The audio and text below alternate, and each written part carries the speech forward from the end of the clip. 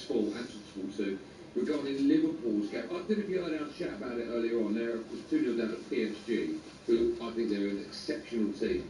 But we have to take into consideration, you know, it's a Tuesday night under lights and blue, etc. I do feel like whoever gets the first goal tonight will win the game and go through. What do you make of it? I think PSG will definitely score. Can Liverpool really score 3 goals to go? I can't see it. I can't see Liverpool getting through the tie, to be honest with you. PSG was so good last week, so good against Chelsea as well. They've just come to that point in the season where it's all clicking. Every touch, every throw in, every pass, it's happening, it's coming off them, they look sensational. It should have been 4 or 5 first leg. And Liverpool just aren't there. And you talk about the midweek under the lights, European night and all that. Are the fans really on board with this team, with this manager at Liverpool? They might be before kick-off, but if it starts to go wrong, I wonder if they're going to stay with them. It's not really a disrespect to the fans. I just think they've lost faith in Arne Slot and this Liverpool team, this Liverpool version of the team. I just think that if they go a goal down, they'll realise that's it, and it will go a bit quiet. Hey, something that might give the Liverpool fans a lift in there is if he starts rearing them up. Now, he's got a lovely goal the weekend, and again, he's still young. But sometimes, you know, when you're looking for that lift, and maybe tonight might be his night. I know it's the Champions League quarterfinals, and I understand all that, but Gakpo hasn't been doing it, you'd have to say, this season, and I think the place needs a spark. He might just be that player that can do that. Well, just heard the caller say he's an unknown quantity, and he will be an unknown quantity to PSG. Yeah, they'll have done a bit of homework, but they won't realise not just the impact he can have, but the impact he can have on the crowd as well. Once he starts flying, that first run, just saying starts the game, that first run with the ball down the wing, all of a sudden the crowd will be electrified, and that could impact and unsettle the PSG players a little bit. It might be something they're not expecting. So I would put him in the starting line. I think most Liverpool fans will put him in the starting lineup, and I'd love to know if Arne Slot doesn't start him tonight, what his logic is, because they do need something different. Because let's face it, they were absolutely useless in Paris last week. Yeah, they were. And I think the fact that PSG was so wasteful in front of goal, I think we've seen it before in certain games, and Liverpool being one of those. I remember when they played Barcelona, and it was it 3-0 down from the first leg, and Barcelona missed chance after chance, and they just opened that door slightly. Liverpool ran through it. I think PSG potentially, although I think PSG will go through, not actually putting the type of dead in that first one, might come back to bite them. Do you know what's really interesting there? There's a mirror image of what happened with Barcelona. When Barcelona were 3-0 up in the Nou Camp, Dembele playing for them, and yes, trying to be too clever. And then in Paris last week, he put one over the bar that he should have scored, and therefore, you know what happened the second leg. So that's something they could cling on to. Slot says they've got to have more of the ball, and they've got to do more in an attacking sense with it. He says they've got the players to do that. Well, they need to start expressing themselves big time. Hey, before I let you go, me and Benny and the team were talking in the breakdown again. Favourite condiment? What's top of your? You can only have one. What are you going for? I'm going ketchup. Oh. Benny, what are you going for? I don't know. Producer Joe with mayonnaise wasn't comfortable with that one. It's a bit posh. Yeah, well, he is. He thinks he is. Well, yeah, absolutely. What are you going for, Lloyd? Salad cream, I think. Just all. Hey, that is top draw. That. Thank you. People try and go, it's the same as mayonnaise. It's not. No chance. I've never heard anyone's reaction to the word salad cream like the one I just heard from you. Bless you. That is top draw. Unbelievable salad cream. Yes, 2 slices of bread, salad cream in the middle. That's a perfect sandwich. Or 2 slices of bread, salad cream on both slices, and crisps in the middle. Yeah, crisps. Or tuna. Bit of tuna in there as well. All of it, yeah, absolutely. The salad cream goes with literally. If salad cream on chips, oh my days. If Joe has coleslaw with his curry. Well, he's an idiot. No. Oh, sorry, with mayonnaise. He's doing the marathon, isn't he? Look at him, he's an idiot. That's nothing to do with the fact he's doing the marathon, right? He's just an idiot. He's doing it for a good cause. That's it. I hope you've all sponsored him as well. Yeah, we have actually. Some of us twice. Yeah, some of us used to be in 75 grand a week for 4 years at Spurs. That wasn't me. With goal bonuses, by the way. That wasn't me. Just in case people. Hey, always a pleasure and an honour. Very lucky. Enjoy the game. Thanks, man. You like that, yes, salad cream? They don't like that. What? Was it more? No, it wasn't actually. I know it wasn't. Bang on. It wasn't. Yeah, salad cream's incredible. Do you know what I'm chucking in? Mint sauce. I love mint sauce. I get that. You can only have it with certain things. Yeah. Lamb or something with chicken. Yeah, but you're a weirdo. Mint sauce with chicken is I love it. terrible. I love it. The ketchup. Cold ketchup from the fridge. Horrible. It's not horrible, is it? Like, that, if I had a bacon bun, Yeah. ketchup would be last in terms of the condiment. Brown sauce is one. I've never had brown sauce. Love it. And the smell of it, isn't it? Brown sauce. You had to tell everyone what you had today. Bacon, sausage and egg sandwiches. What was it in? Was it in tiger bread? No, they're not cut them up. What you eat four or something? You know they get the soft rolls, like fresh. And you wash it all down the egg.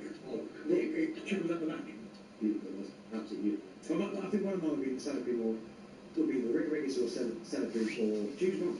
What else has chosen? Probably brown sauce. You had with brown sauce? Yeah. Something else preview tonight's European football action with our friends at Enterprise Rent-A-Car. European football preview on talkSPORT with Enterprise Rent-A-Car. Whatever it is, we're here for it.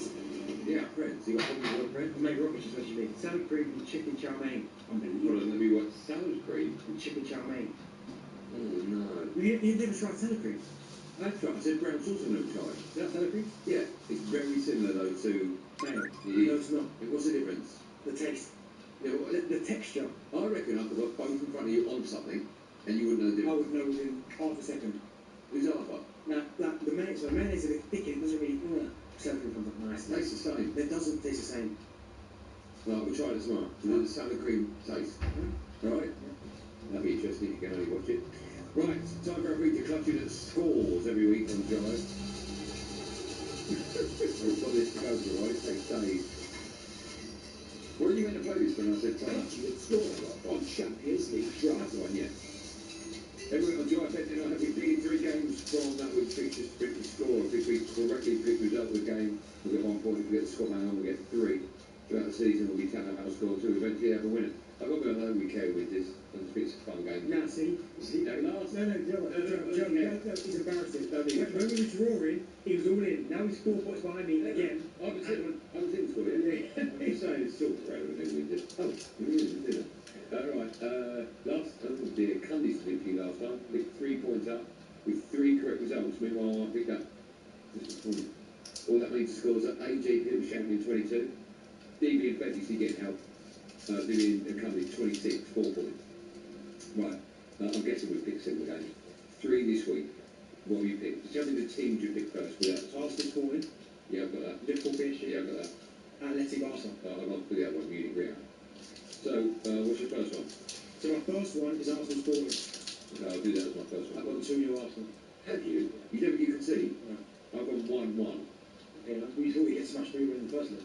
Yeah, but then I watched them, and they didn't impress me as much as I thought they would. The goal needs that game, but they haven't been beat for 57 years at home. Yeah. Oh, And he thinks 1-1 at the end. I think they'll nick a goal there, try and get something. But I think you'll go through. Where do you want to go next? I've got Liverpool PSG. Right, I've got that. So Liverpool 2-0 down. Yeah, I've got Liverpool 2-1. Okay, I've got PSG 3-1. 5-1. Yeah. Yeah, I think PSG's fun. Like, Liverpool have to push for goals. Okay, Liverpool score first. Yeah, this is a different story, but I don't think they will. But if, as I said, if Liverpool score first, I think they'll go through. I've gone Munich Real Madrid in my last one. What's the name of this? So Munich are 2-1 up. I think 2-2. I think the goals everywhere. Yeah. Yeah, a bit of Desmond Douglas 2-2. My last one is Atleti versus Barca. What's the score in that currently? LFC winning, right? Yeah, they are. I think, is it 2-0? Yeah. I want Atleti to win 3-1. You got 2 around. Yeah, I do, yeah. Is that who you've got next? Yeah, we'll also better winner this time. What annoyed me about that is Barca had a flat sent off in the first game. Yeah. And I thought, I bet the best team don't get through, and that's because there's a red card and you're going to lead you into the final. Whoever we play in this sport is not going to be easy. You'd rather have them than PSG. Obviously, but Or Bayern I'm not Munich. going to say that because people say Arsenal fans arrogant. So That's true. now Atletico or Barca. If we get past Sporting, we'll be different then. Liverpool PSG, I've got 1-3. Arsenal Sporting 1-1. And Munich Real Madrid 2-2. Arsenal versus Sporting 2-0 Arsenal. Liverpool versus PSG 2-1 Liverpool. Atleti versus Barca 3-1 Atleti. Right, good work. That was, so look at tonight's European action with our friends at Enterprise Rent-A-Car. Whatever it is, they're here for it. European football preview on talkSPORT with Enterprise Rent-A-Car. Here for it. Book now at enterprise.co.uk. We've got to be there. Charlie, brown sauce with bubble and sweet, nothing beats it. And he put PS, Tiger Grip, 100% cuts your gums. How you eat? I've had tight bread since I was a kid. No, the crust. How you eating it? Hey, think about it. You know the top of your mouth, the roof of your mouth. Yeah. You cut the crust, cuts it, man. Never had. Joe saying that as well. I've never had that problem. You always have to cross off anything. No, I'm not like that. Yeah, sure. No, yeah, fine. What's bubbly sweet? Mash and what? Oh dear. Is that? No, that's liquor. Cabbage and sweet. What's the green stuff? Say liquor. No, what's that green stuff? The liquor, isn't it? What? No, the pie and liquor is the green stuff, isn't it? What is it, bubble and sweet? Oh dear. What is it? Anyone know? You can, oh brilliant, you can do what you want. I'll put chicken chow mein in it. Do what you want. Bubble and sweet, please. I've done what I want, it's chips. There you go. Chips though, no. Joe said I can do what I want. So today, chips will be bubble. talkSPORT Drive with Giacomo.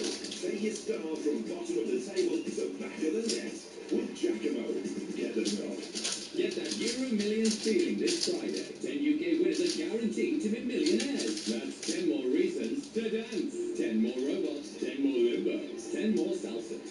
10 UK winners are guaranteed to be millionaires this Friday. Euro Millions from the National Lottery. It could be you. Rules apply 18 plus. With a Travis Perkins trade account, you open the door to big trade deals every single month. And we've gone big on landscaping. Right through April, get a 25 kilogram bag of Tarmac Premium Mastercrete cement for only £5.95. Join the club and get this and other big landscaping trade deals this April with your trade account. Travis Perkins, doing what matters for the trade. All prices exclude VAT at 20%. The clock is running down for business owners ready to win more customers. The talkSPORT advertising event is nearly full. If you've been waiting for the right moment, this is it. Join us May the 11th to the 15th and walk away with a custom design campaign, event-only rates and free creative ready to launch. Final seats available. Register now at newsrsvp.co.uk/radio. That's newsrsvp.co.uk/radio. And start being heard. On average, RIFT tax refunds get their customers £3,000 back. RIFT tax refunds today. This season, I want to feel it from the start. Want to beat the odds and prove them all wrong. Look them in the eye and say, want to bet? Bet Fred. 18 plus gambleaware.org. With LV, I can get my home insurance from just £133. They've made it easy for me to get a great price. And their 24/7 emergency helpline lets me look after what matters to me. Because insurance is simple when it's me and LV. No wonder we're rated excellent on Trustpilot. Get your quote today at lv.com. 10% of new customers paid £133 or less July to December 2025. LV General Insurance is part of Allianz. When it comes to drama, this is a monumental moment. Tension, big chance here, and elation. The Premier League has it all, and this season you can hear it all on Game Day, talkSPORT's essential Premier League destination. Get set for Game Day on talkSPORT with Sky Sports. Watch more of your team in the Premier League or EFL on Sky Sports flexibly with a Now Sports membership. Terms apply. talkSPORT travel with Subway. Transfer the lunch into a different league with your sub on the spud. Everything we put on your sub on the spud. The songs. Still picking up delays. I came around Tyne and Weir tonight in North Brunton area. Northbound the A1 was an accident earlier. 79 at Gosford Park through to 80 at Seaton. Congestion still trailing back to 77 at Kenton Barnes, back to back with all lanes and now reopened. Also some disruption westbound the M62 through West Yorkshire. An accident earlier, 28 at Tingley through to 27 at Gilderston, leaving us with some delays. Busy too at Aston through the West Midlands, southbound the Aston Expressway. That's still restricted because of an obstruction around Dartmouth Circus. This spring at Morrison's, get freshly cut prices on your easy peasy one-pot dinners. Like 1 kilo of the best built pork sausages was £5.68, now just £4. And a jar of Napolitan tomato passata was £1.50, now £1.25. Yeah, I think that'll make a tasty sausage stew. Pick up thousands more freshly cut prices this spring. Morrison's to shop at Morrison's. Majority of stores exclude Morrison's Day. Online varies. Sausage ends 19th of April. Passata 690 grams. Ends 28th of April. Coming soon, the 2026 FIFA World Cup live on talkSPORT and talkSPORT 2. We bring you every kick, every goal, every game. The 2026 FIFA World Cup starts this June on talkSPORT and talkSPORT 2.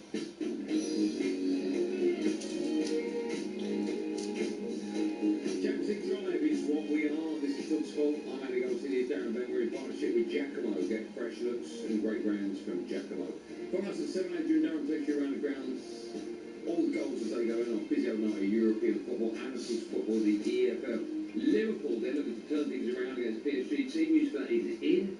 Matt Jones has all the details. Jonesy, good evening to you. Good evening. Yeah, Liverpool make 5 changes from the win over Fulham on Saturday. The headline is a return for Alexander Isak. It's his first start for 4 months, and he replaces none other than Mo Salah. Elsewhere, Andy Robertson, Curtis Jones, Cody Gakpo, and Saturday's hero Rio Ungamoa are out.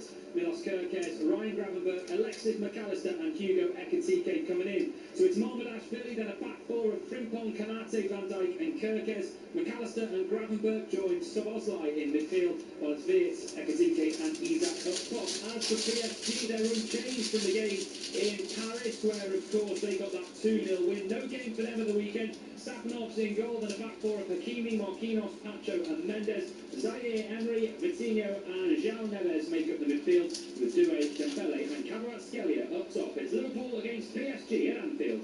Quick answer. Quick word about that. Yeah, I think it must be Ekitike, but of course we're going to be 2 wide players, but Yeah.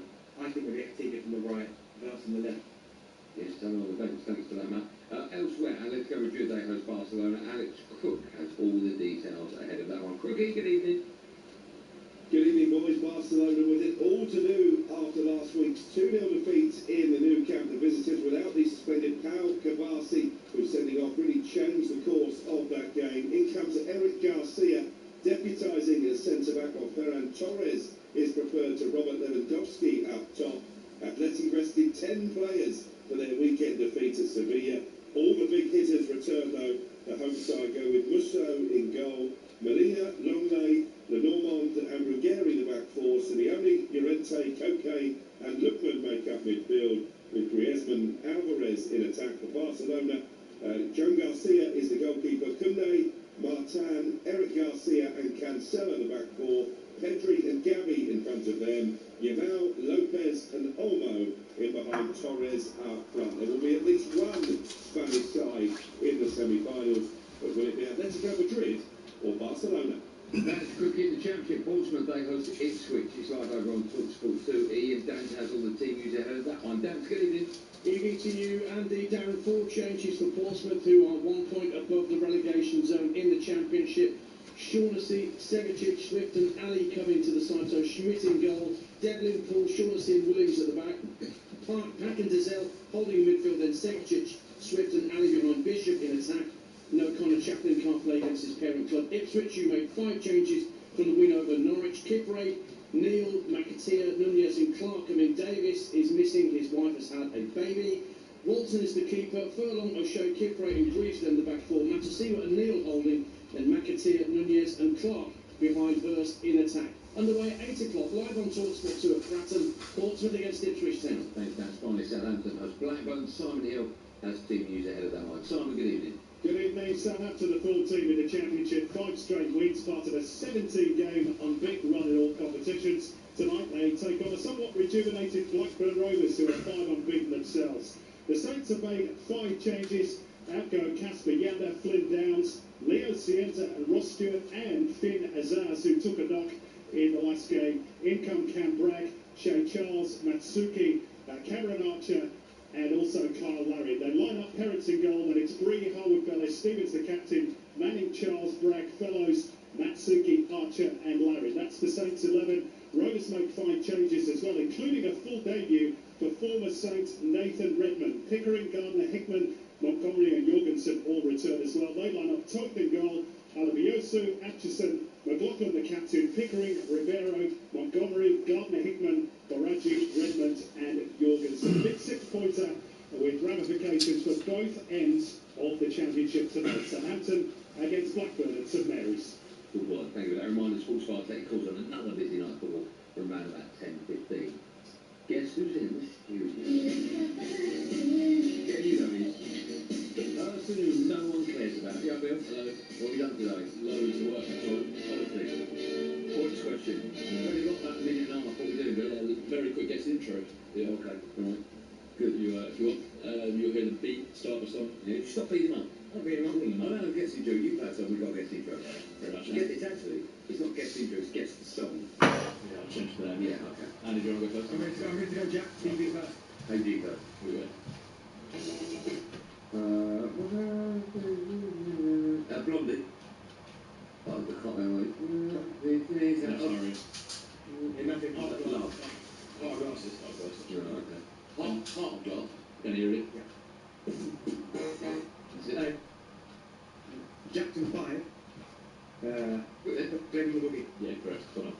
bogey. Vote on the bogey. Bogey.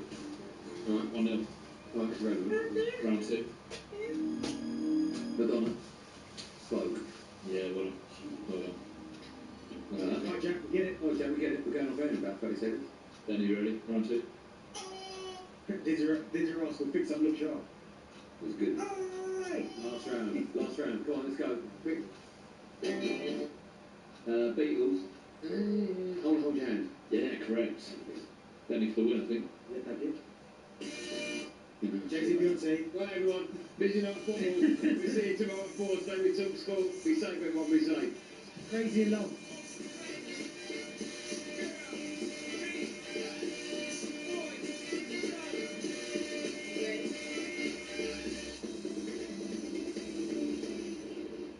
talkSPORT Drive with Giacomo. Score a style hat-trick with fresh looks, great brands and expert fits from Giacomo. Get the nod. Sport is full of moments that almost go your way. The shot off the post, your horse caught on the line, the arcade buster, the kind of near misses every fan knows all too well. That's why Totes now offers money back on selected events every single day across racing and sports. Download the Totes app to see today's money back specials. Money back when it matters, totally. Money back is a free bet on selected events. At least 1.8 max stake applies. Eligibility and key terms apply. 18 plus. Gamblerwhite.org. Do you belong here? Next to me, about to jump into the sea on an army coast-steering expedition. What's your gut saying? Walk away from the edge? Or jump in and join a team that'll be by your side for life?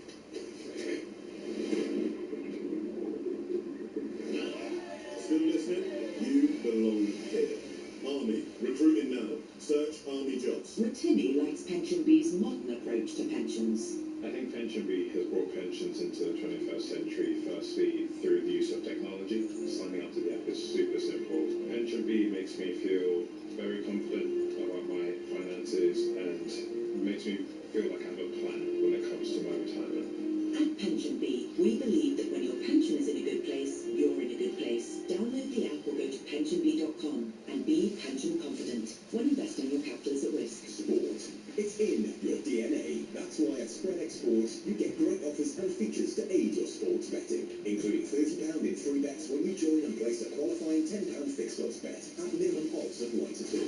Visit spreadx.com/DNA for full terms and conditions. SpreadXPORT. It's in our DNA. 18 plus. Gamblerwhite.org. Qualifying bets not be cashed out early. 1 step and get 3 free £10 fixed odds bets on consecutive days. Free bet stakes not included in any winnings. Free bets must be claimed within 28 days. Jim White and Simon Jordan on talkSPORT. Mid-morning radio that's up for the job. It's I'm not feeling quick to get precisely nowhere. Concrete sports talk. It really is incredible. Rapid setting opinion, not justifying it, but even explaining it. Doesn't need an explanation. Good news, all by Dylan. Anthony Joshua, good afternoon. Jim White and Simon Jordan. Delivered tomorrow morning from 10 on talkSPORT by Selco Builders Warehouse. Check stock in your local branch. We've got it at selcobw.com.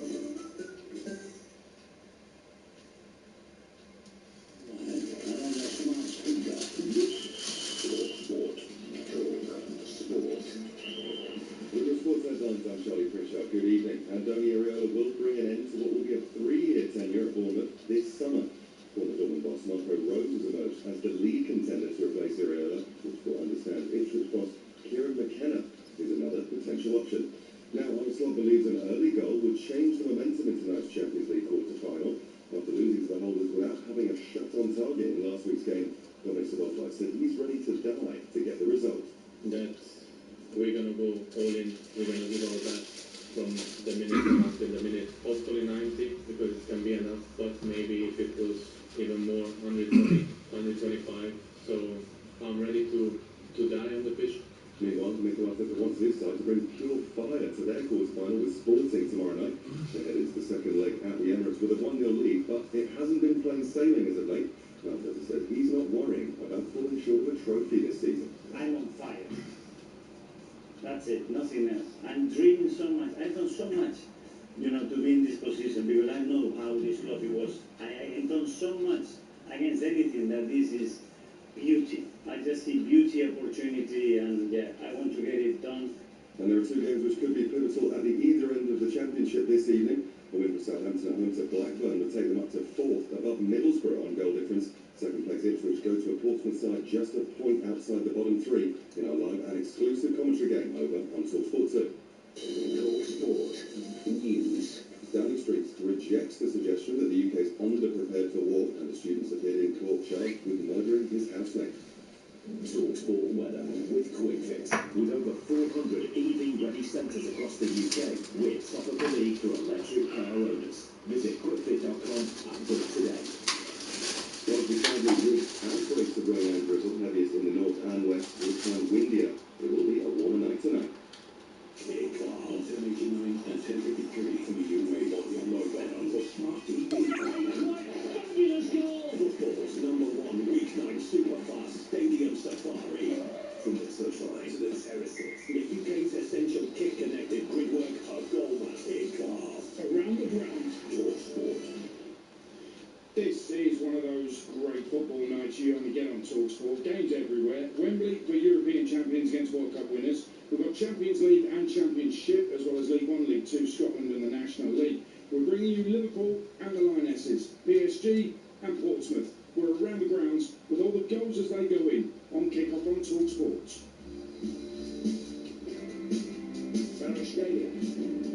Continue his run, he's inside the penalty area, left-hand side. Duray doesn't need him, he's just walked in round the goalkeeper. And Stein puts it in.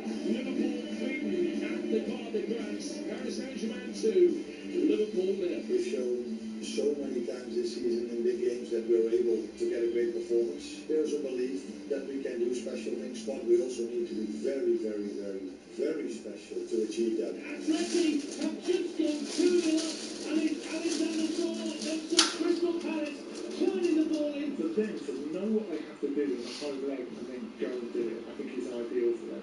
And it's Hurst to the back post, completely unmarked, to make it 2-0. Ipswich Town, for the first time in 20 years, have beaten Norwich City at Carrow Road. Maxim's in the corner, up on the head, headed away by Fry, volley back towards goal, deflection and in!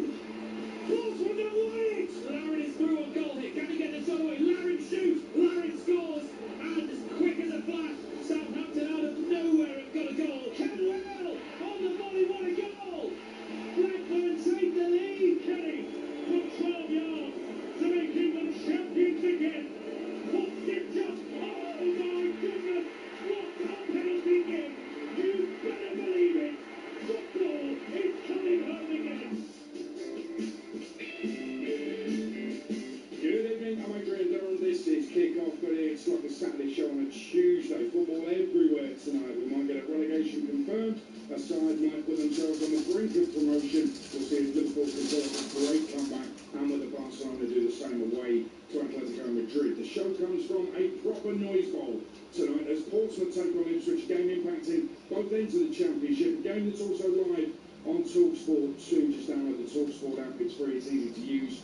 And you can swipe between talkSPORT, talkSPORT 2. You can get Times Radio, Talk Radio, all the Virgin Music stations on there, as well as many, many podcasts on the talkSPORT app. But we're going to start at Anfield, where somehow Liverpool are still in the tie. 2 down going into the quarter-final second leg against the European champions Paris Saint-Germain. And at this one for talkSPORT, it's Matt Jones. Yes, Liverpool looking to pull off the same kind of performance that saw them memorably overturn a 3-0 first leg deficit against Barcelona here 7 years ago.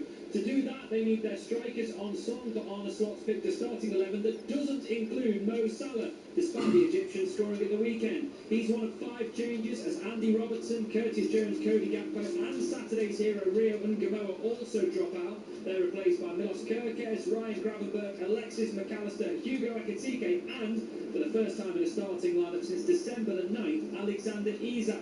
So it's Mamardashvili, then a back forward, Frimpong, Kanate, Van Dijk and Kerkez. McAllister and Gravenberch joins the Boslight in midfield, while it's Wirtz, Ekitike and Isak up top. As for PSG, they are, of course, the defending champions in this competition, and there is Cesaro Zero in goal, and Kavita Kvaratskhelia gave them a commanding lead coming into tonight. No game for them at the weekend. The French Football Federation let them postpone a trip to Lens in order to prepare for this. Luis Enrique therefore named an unchanged starting 11 of Saponov in goal, and a back four of Hakimi, Marquinhos, Pacho and Mendes. Zaire Emery, Vitina and João Neves make up the midfield, with Doué, Dembele and Kvaratskhelia up top.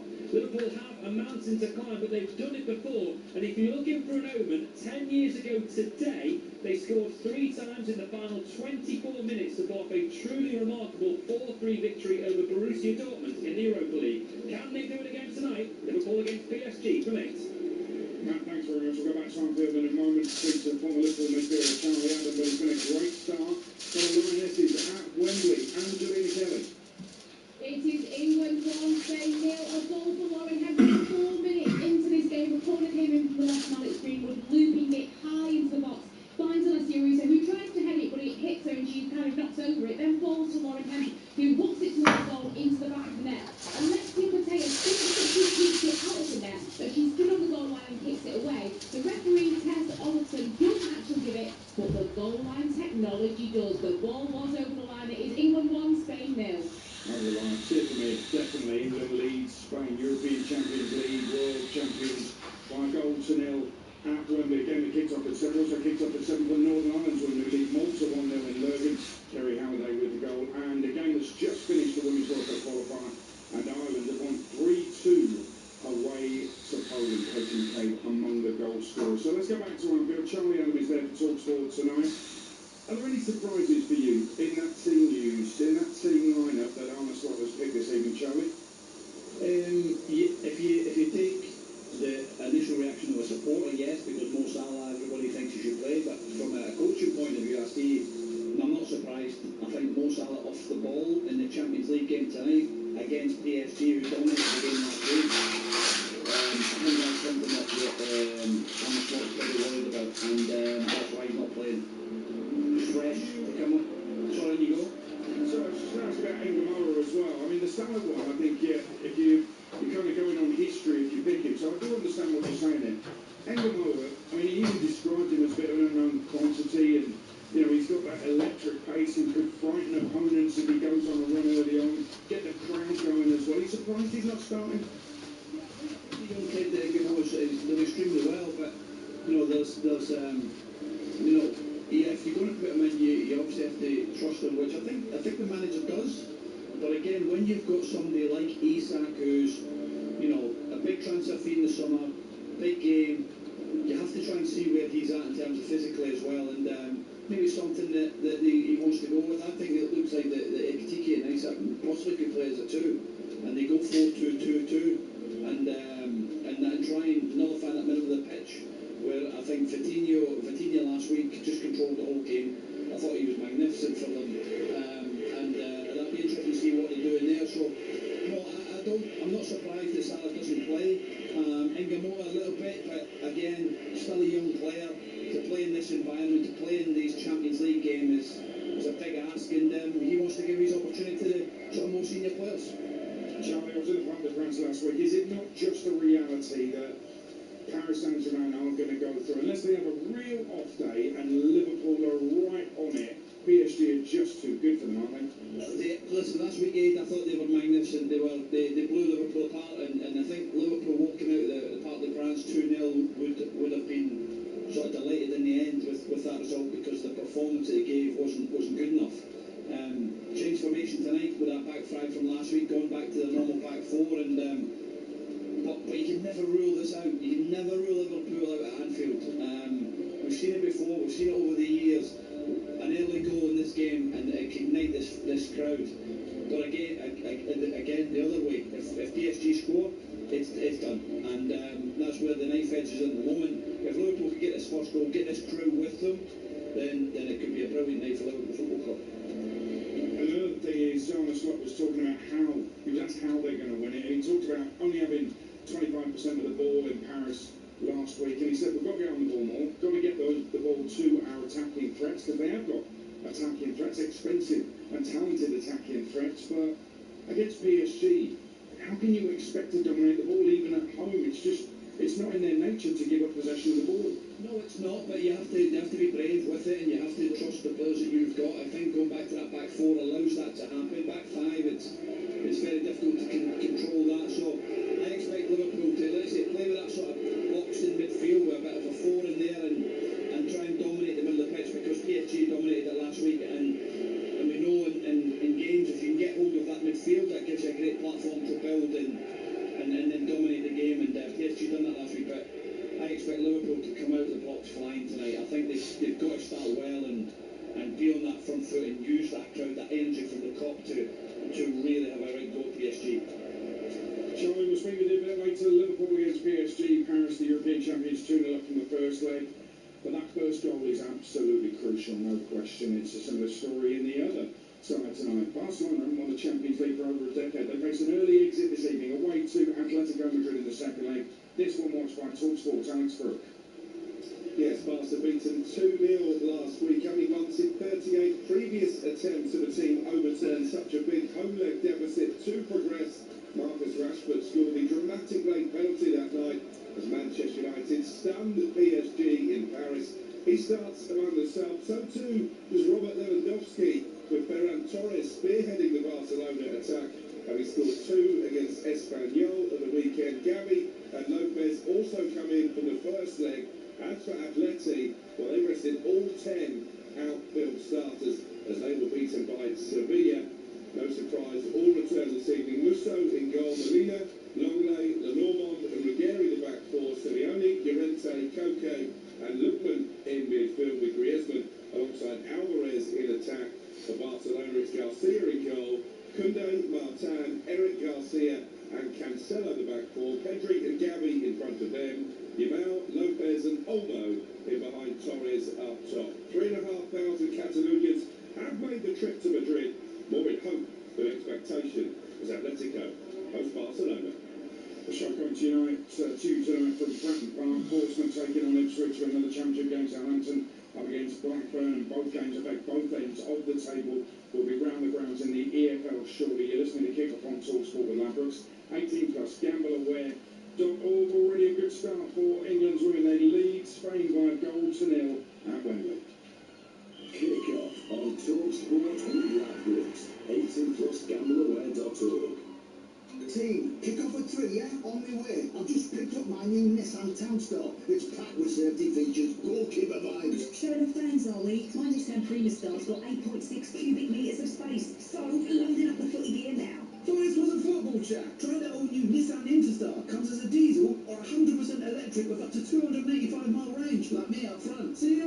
Get ready to win with the Nissan Van range, all backed by a 5-year warranty and roadside assistance. Search Nissan Vans and visit your local Nissan Van Centre today. Warranty terms apply. 5 years or 100,000 miles, whichever comes first. EV range figures are for comparability purposes and may not reflect real driving results. Visit nissan.co.uk. You probably weren't thinking about retirement when you met the love of your life, or when you realised they actually weren't, or when you swapped the family home for a cosy cottage for one, or when you decided to start a business in your 50s and Rex the rescue puppy became the new love of your life. For the life we live, Standard Life. Phoenix Life Limited, trading as Standard Life. For full details, visit standardlife.co.uk. Nobody knows Vegas like BetMGM, and we know just how loud it can get. So sometimes it's important to turn it down or take a break. Because a little pause keeps the fun in play.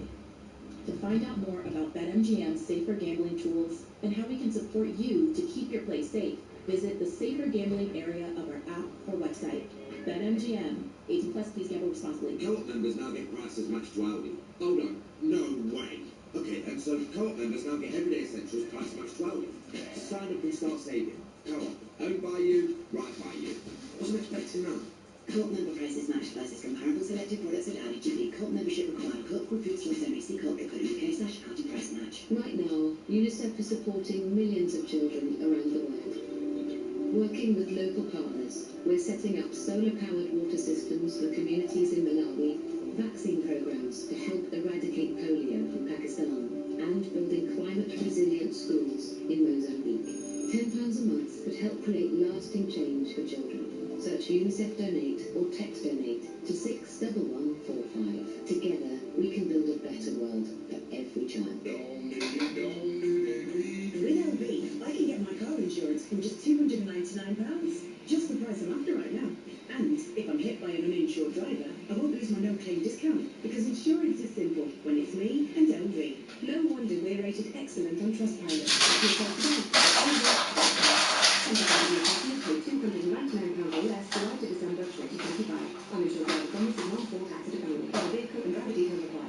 LV General Insurance is part of Allianz. Kick off on talkSPORT with Ladbrokes. 18+ gambleaware.org. Thursday night, Europa League double on talkSPORT and talkSPORT 2. From 8, Forest versus Porto on talkSPORT. Villa versus Bologna on talkSPORT 2. Thursday night, European football on talkSPORT and talkSPORT 2. Goals going in already in the Women's World Cup qualifiers. England lead Spain 1-0 at Wembley. Laurenham early on in Northern Ireland 1, Malta 0. Wales, Albania has just kicked off. Wales top of their group. And Scotland, they're looking good in their group, but it's because they've beaten Switzerland, Luxembourg rather 5-0 and 7-0 in their first two games. A real test for them tonight against Belgium. Kicks off at 7:30. But let's focus on the Champions League. Time now to get an odds update with Ladbrokes. Odds update on talkSPORT with Ladbrokes. Get a free bet every week of the season and a big boost every day. That's satisfaction. Minimum £5 bet. Conditions apply. 18+ gambleaware.org. Alex Abati is with us from Ladbrokes. We'll talk about the bottom of the Championship in a few minutes, but and Champions League we'll talk about in a second. Well, first of all, I was at Old Trafford last night, Leeds winning. So what's the Premier League relegation update? Yeah, another slight move for everyone down there.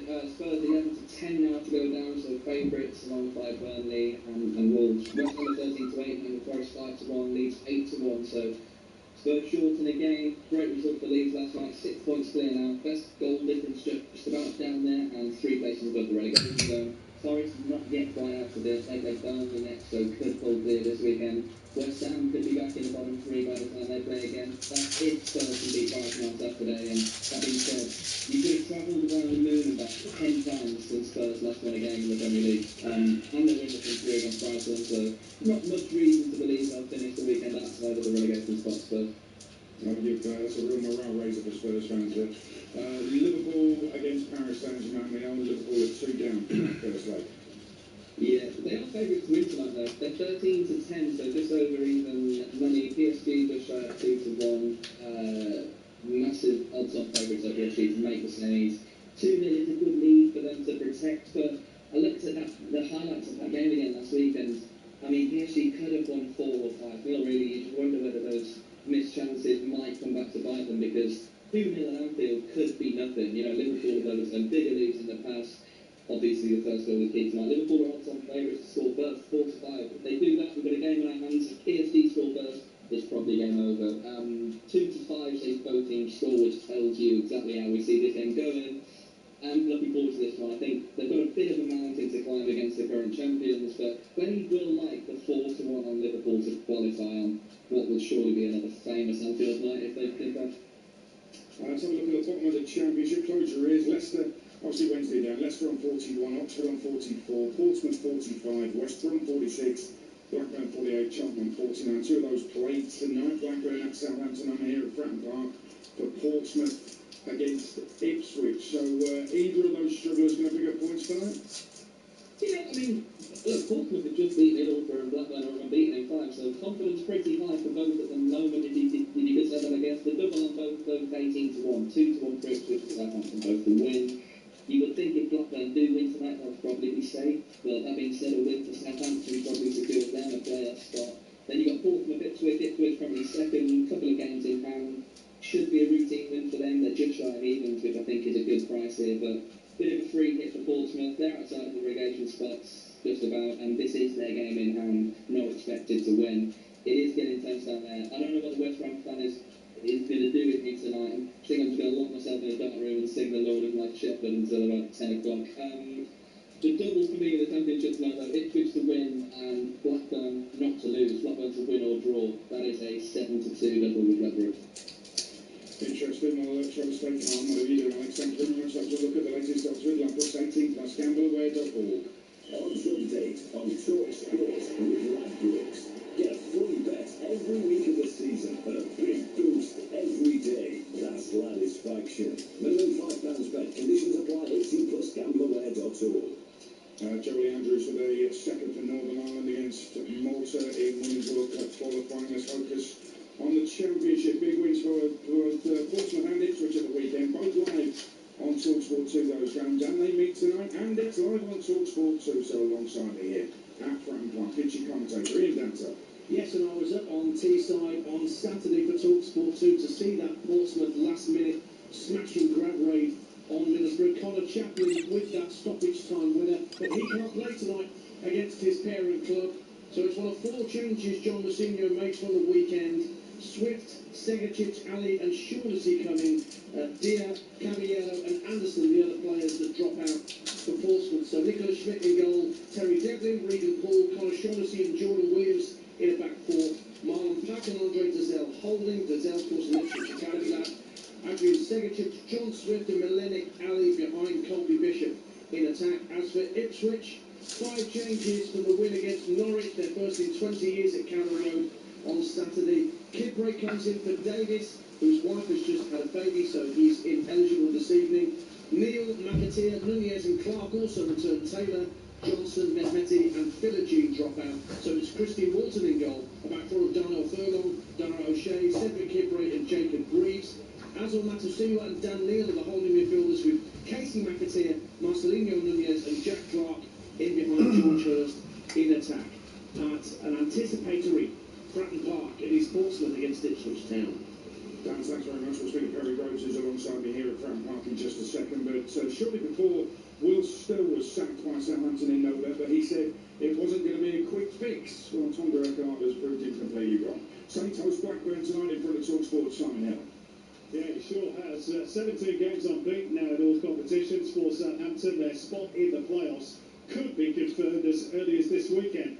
Quite the turnaround from when Tom Eckert took over and Saints were just 1 place above the bottom 3. Tonight it's Blackburn who visit St Mary's, a rearranged fixture of course due to the Saints FA Cup commitments. Saints make 5 changes from the win against Derby, including Leo Sienta and Finn Azaz, the latter missing out due to a knock picked up in that win over Derby County. Flynn Downs, Casper Yanda and Ross Stewart join Leo Sienta on the bench. In come FA Cup hero Shane Charles, youngster Cam Bragg, Koryu Matsuki, Kyle Larin and Cameron Archer. Rovers have pulled away from the relegation scrap somewhat thanks to Michael O'Neill's canny leadership. They come into this one 5 games unbeaten, though 3 have been draws.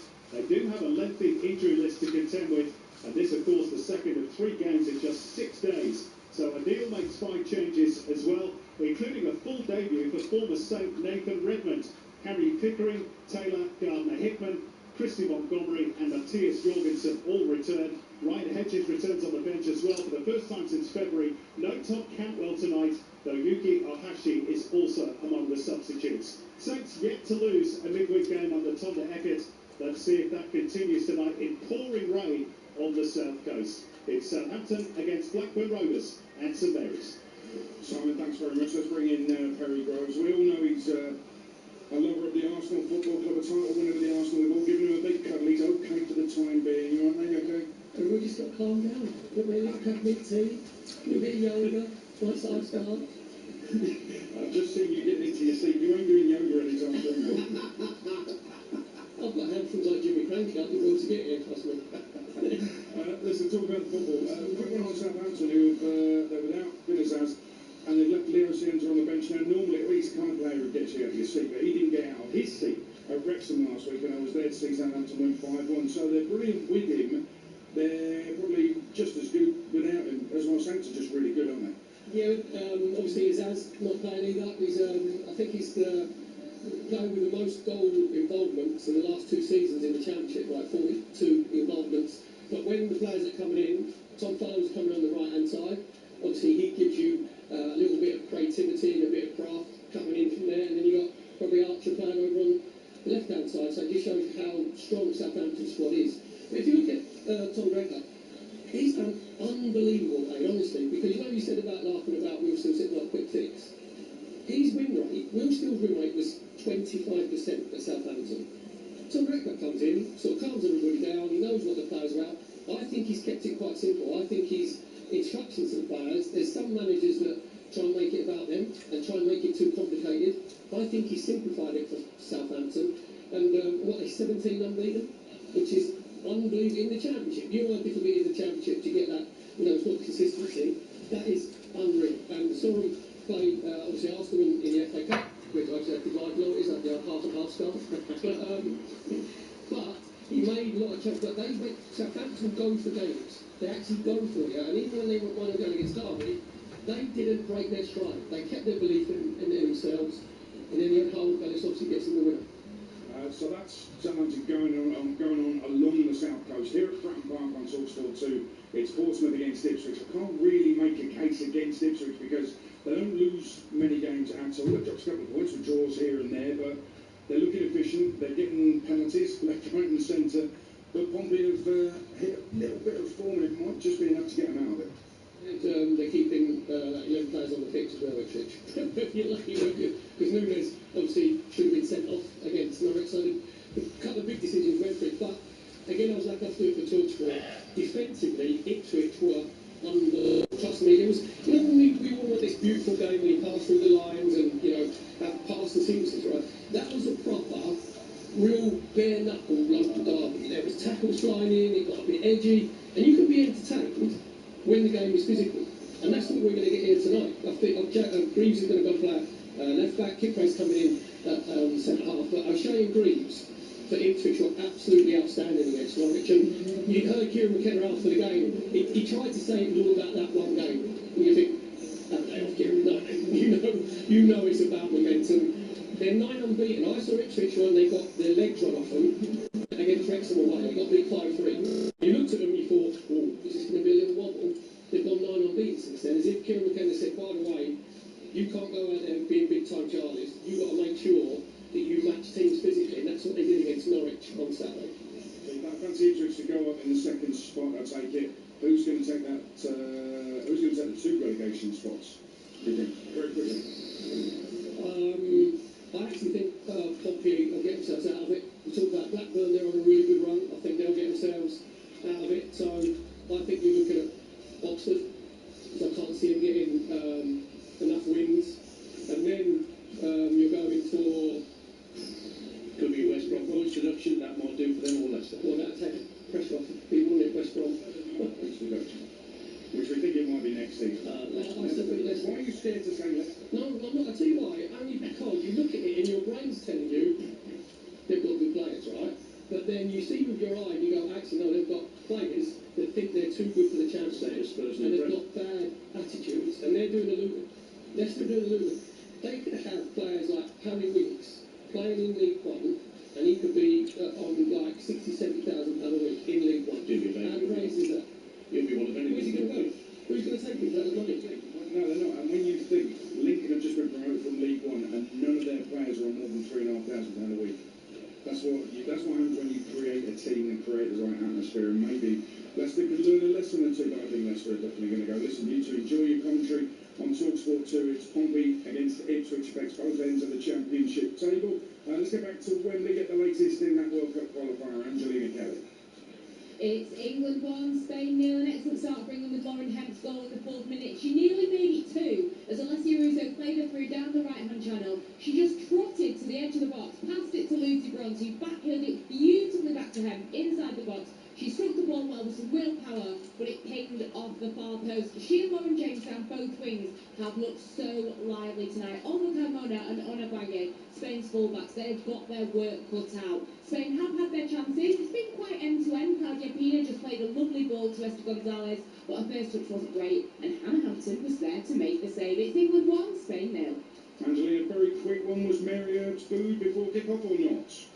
So I was listening intently for you, Adrian, and no, there were no boos. I'll be honest, the stadium wasn't completely full at that point. There were some cheers. Some of her former teammates came and hugged her after their training. Lucy Bronze, Kira Walsh, for example. But yeah, it wasn't a rousing applause, shall we say, but no boos either. Well, I'm pleased about that. She's a European champion. after all. England leading 1-0, Northern Ireland 2-0 up in the Women's World Cup qualifiers. We've got Champions League, EFL, National League and Scottish football tonight with the goals as they go in, taking you around the grounds on kick-off on talkSPORT. Kick-off on talkSPORT with Ladbrokes. 18plusgambleaware.org. Our great land is tough enough to take everything the weather throws at it. And at Johnston's Trade Paints, we're bringing that same strength to the indoors.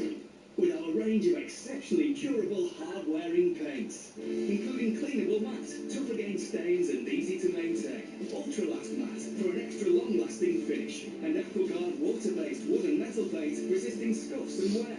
Find out more at johnstonstrade.com. Johnston's Trade, as tough as it gets. We've got game events covered with tables and slots. Get free spins, bonus wins, and daily jackpots. Live blackjack and poker from the comfort of home. Hit a Vegas casino with no tap or your phone. Sign up is easy on all your devices. Exclusive promotions and bet boosted prices. Criminal punters are sharing this tip. Get the king of the app pack. talkSPORT, bet is a hit. 18plusgambleaware.org. It's like a jungle sometimes in mixing all down. Keep on going under. Get that Toyota electric feeling with the all-new, all-electric Toyota Urban Cruiser. Available with 0% APR representative and £1,500 deposit contribution. And save £1,500 with the Toyota Electrified Saving. Visit your nearest Toyota centre. Price from $2,995. Available on Toyota PCP or finance through Toyota Financial Services by 30th of June 2026. Optional final payment and indemnities may be required. See website conditions apply. Across the world, 1 in 6 children are growing up in a conflict zone. UNICEF supports millions of children living in conflicts every day. They work with communities and local partners to deliver life-saving supplies for children and families like clean water, life-saving therapeutic food and vaccinations so that they can stay healthy. And they stick around after too, helping children learn, recover and thrive. £10 a month can help support children when they need it most. Just search UNICEF Donate today. The moment they walk down the aisle, you want to see it all and feel ready. Our advanced eye test checks both your eyesight and eye health, so you feel confident in life's important moments. It includes a UV protection and dry eye assessment, plus an OCT scan for early detection of conditions like glaucoma. Book your advanced eye test today. Vision Express. Step out with confidence. T&Cs apply. Upgrade your free NHS PRSI medical card eye test for nominal fee. On average, Rift tax refunds get their customers £3,000 back. Rift tax refunds today. And you join us for the Coral Scottish Grand National, and the racing fans are air for it. As always, the Highland Historica here, still reminiscing about that iconic Red Run win. There's the Tartan Titans, Kilts, Sporring's the lot, splendid. And finally, the local royalists. If there's a Scottish jockey or trainer, form goes out the window. Whatever kind of racing fan you are, don't miss the Coral Daily Download. Every morning from 6 on talkSPORT with Coral. We're here for the Coral Scottish Grand National. T's and C's apply. 18plusgambleaware.org. The stars come out to talk on talkSPORT and talkSPORT 2. Kings of the pitch. Actually, you need to worry about what we're going to do. How about what they're going to do? Massive names. The Olympic champion, Keely Hodgkinson. All I'm thinking about is because when I first came to study anything. The Illuminati of international football. Joining us live on Drive, David Beckham. That should be enough motivation. If it's not, then you're in the wrong team and you're playing the wrong sport. Massive games, massive names. On talkSPORT and talkSPORT 2. Sharp shooting radio. What a goal, what a game. Kick off with Adrian Durham. Huge night of football around the grounds. All the goals as they go in. The Women's World Cup qualifiers underway. Northern Ireland until England leads Spain 1-0 at Wembley. Lauren Hemp with the goal. And Wales have just got a goal up against Albania in Wrexham as well. Hannah Kane, the Leicester player, with a goal. 4 in 3 for her in qualifying. She got a 93rd-minute equaliser in the Czech Republic in the previous qualifier. And Hannah Kane has scored again. Wales won. Albania 0 after 15-20 minutes of that game.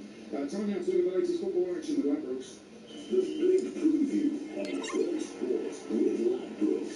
Get a free bet every week of the season and a big boost every day. That's Satisfaction. Minimum £5 bet. Conditions apply. 18plusgambleaware.org. And Liverpool with a big job to do at Anfield against the European champions Paris Saint-Germain. A reminder of the teams: Matt Jones. No Mo Salah for Liverpool, but Alexander Isak does make his first start in 4 months. He won't last the duration though. Arne Slot says he's only fit for about 45 minutes, but rather start him than bring him on. Elsewhere, there are 4 further changes from the win over Fulham on Saturday. Milos Kerkez, Ryan Gravenberg, Alexi McAllister and Hugo Ekitike come in. Andy Robertson, Curtis Jones, Cody Gakpo and Rio Ngamoa are the players to drop out.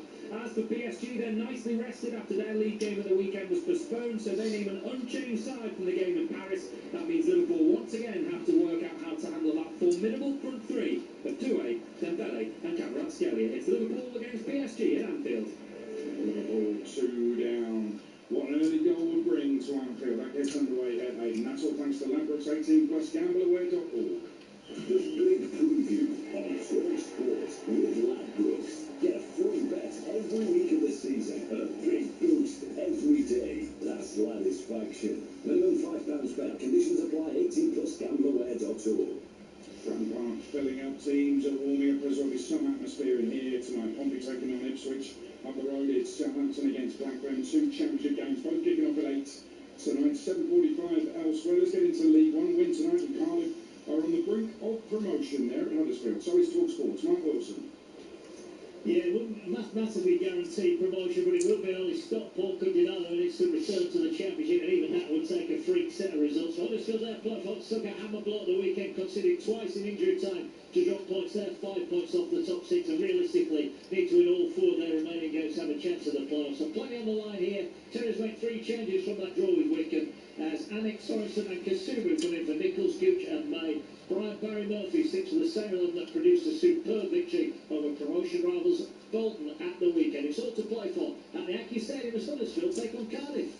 Well, let's put it simply. Win tonight, Cardiff, and they're promoted if Stockport don't win at Wimbledon tomorrow night. Now, these two could be in the playoffs at the end of the season. Bolton against Stevenage. Watched by talkSPORT's John Dunn. It's 4th, playing is 6th, with Bolton's fate automatic promotion hopes ended at 2nd place Cardiff on Saturday. They have a 7-point cushion from 7th place with 4 games to play. They have lost, though, 2 of their last 4 matches. Home form, not an issue, just 1 league defeat here all season. 4 changes from the 2-0 reverse at Cardiff. Chris Marino, Ruben Rodriguez, Johnny Kenny and Mario Cozier-Drewbury all into the starting 11, replacing Cyrus Christie, Max Conway, Kyle Dempsey and Mason Burstow, who all dropped to the bench. Stevenage are in the playoff places by 4 points and they have a game in hand. They've won 8 of their last 12 in a real form team in League One. Only promoted Lincoln having a meaner defence than the Borough. It was a 1-0 win at 3rd place Bradford on Saturday. 2 changes tonight. Louis Thompson and Dan Sweeney replacing Lewis Freestone and Matt Phillips. Stevenage have never beaten Bolton. It's tonight the night here at the Tough Sheet. Bolton and Stevenage. Now, Rotherham were in the Championship 2 years ago. They could be relegated to League 2 tonight. They're at Wigan. They're for talkSPORT. Natalie Pike. Yes, Rotherham are in must-win territory to defeat, and their relegation is confirmed. Lee Clark hasn't been able to turn things around. They're 8 without a win, struggling badly for goals. Wigan, though, they're finding form at the right time. They've won defeat in 7 and looking solid defensively. So it's a huge contrast in confidence. And Rotherham simply have to find something from somewhere tonight. And so they turn to 19-year-old Academy graduate Cohen Lee, who makes his debut. He's one of 3 changes from the weekend's defeat. Kova and Rafferty also come in. For Wigan, an unchanged side for the 3rd game in a row. It's the Lassics versus the Millers. And elsewhere in League One, Orient are 2 places, 3 points above the relegation zone. They host Mansfield. It's the first of 4 games in 8 days for bottom of the table. Port Vale, who could be relegated by the weekend, they host Barnsley. In League 2, there's a huge playoff clash as Chesterfield hosts Grimsby in front of talkSPORT's Jeff Peters. Yeah, it potentially looks like just 1 remaining playoff spot is up for grabs in League 2. 5 teams separated by 4 points, including 7th place Chesterfield and Grimsby, who sit a point and a place behind them with a game in hand. So it couldn't be much tighter, really. Chesterfield were off the pace at the weekend, held at home by struggling Tranmere. Paul Cook makes 3 changes. Lewis Gordon gets his first start since December. Stoke and Mandeville also return. Grimsby bang in form, 4 wins in 5. David Artell named an unchanged side from the victory over playoff rivals and his old club Crew. It's Chesterfield against Boomsby. Also in League Two tonight, the bottom two go down in League Two. Harrogate and Barrow are in those two positions. They're 4 points behind the three teams above them. Barrow have a game in hand. They play that tonight at home to Oldham, who are pushing for a playoff place. 3 games in the National League, including Southend, who will secure the final playoff place with a win over Lowly Aldershot, and Woking, who are unbeaten under Jermaine Defoe in his 3 games there at home to Solihull Moors. Let's go back to Bolton against Stevenage. Mickey Gray is there for talkSPORT. I gave you a crazy stat about Stevenage earlier, didn't I? 20 of their 41 games this season have finished either 0-0 or 1-0. Does that mean Stevenage are boring but effective? It exactly means that, Adrian. Yeah, I couldn't believe it when you told me that. It was absolutely incredible. And then I looked at how many goals against us, 38, and only Lincoln have got a better defence than 36. So I think they really set up to try and keep clean sheets and try and nick games 1-0, which obviously backs up your stat that you gave me earlier. But they don't score goals either. They've only scored 43 goals this season, Adrian. There's only the bottom 3 who've scored less. So I think it kind of tells its own story, the way that Alex Ravel needs to set up his team. But look, over the last couple of weeks, back-to-back wins, they've got themselves in a position where they've got a chance of staying in those playoff positions. And who would like to play against a side like that? It's not pretty to watch. Their average possession, I think, is 43%, which is not good enough. Sorry, it's 45.4%, which is 21st in the league. So they're not pretty, they're direct, they try and get goals if they possibly can, but they bore you to death. I think that's probably the best way to put it, because they win games 1-0. They're to the championship, aren't they? That's what they're doing. They pretty much are. And look, if they're in those playoffs, Adrian, whoever they come up against, if it is Stockport, Bolton or Bradford, if it's those sides that are going to be in those playoff positions, they know they've got to be patient when they come up against a side like Stevenage, which Bolton will have to be tonight, because we know that their high percentage of possession is very, very high, but they need to get back to winning ways after that bad defeat in Cardiff. Yeah, Steve Schumacher was fuming. I tell you who else was fuming. Lee Clark, whose Rotherham side could go down tonight, Mickey. They're away to Wigan, probably will go down. Wigan have been in a little bit of form. They're 5 points above the bottom 4, but Rotherham lost at the weekend and lost home to Barnsley in a derby. And Lee Clark apologised to the fans, said he felt some of his players gave up. He called them practice match players. He used words like scandalous, disgrace and woeful to describe his players. And he's brought in a teenager for his debut tonight, which kind of says it all, really. They are going to go down. It could be confirmed tonight. But he's been in there 5 games. I think 4 games, I think, Lee Clark. Yeah. And he's acknowledged already. Okay, the problem is the players, I think. I think one of the things with Lee, Adrian, and obviously I know him very well, you know, he was obviously desperate to get back into football, and there wasn't too many options out there for him. In the games that he's been involved in, look, they've only picked up 1 point. But Rotherham itself, one win in 13 games kind of tells its own story. So they find themselves in the right position in the table, which is at the bottom, and you just can't see them getting out of it before the end of the season, which is going to be obviously unfortunate for them, it's unfortunate for Lee. But if you're not winning football matches, that's exactly where you should find yourself. They're going to get relegated. It's about bouncing back next season, whether it's Lee in charge. And he's just got to have a look at that squad of players and think, right, which ones can I take forward, which ones are good enough and which ones are not. And hopefully they'll be able to sort that out. And maybe sort the mess out, because that's the only way I can see Rotherham bouncing straight back. Well, all these EFL games, other than the 2 championship games, are going to kick off any second now, so we'll bring you all the goals as they go in and take you around the grounds on talkSPORT. Champions League, Liverpool, PSG kicks off at 8, and we now know that Andoni Iraola will not be the Bournemouth manager next season. We'll talk about that next on Kick-Off. Kick-Off on talkSPORT with Ladbrokes. 18+GambleAware.org. In a world of noise and uncertainty, IG is the investment platform that backs you. Take our flexible stocks ISA, which gives you the freedom to withdraw funds at any time and replace them in the same tax year, all without losing your £20,000 tax-free allowance. And if that's not enough, pay no commission on your stocks, shares and ETFs when you invest with IG. IG. Trade, invest, progress. Your counsels and risk other fees may apply. Tax rate depends on individual circumstances and is subject to change. Spring's here, and it's time to get on top of things. And we're not talking about sprinkling in the house. Listen, the biggest range of plaster buy entirely online? Check. 3-month warranty included.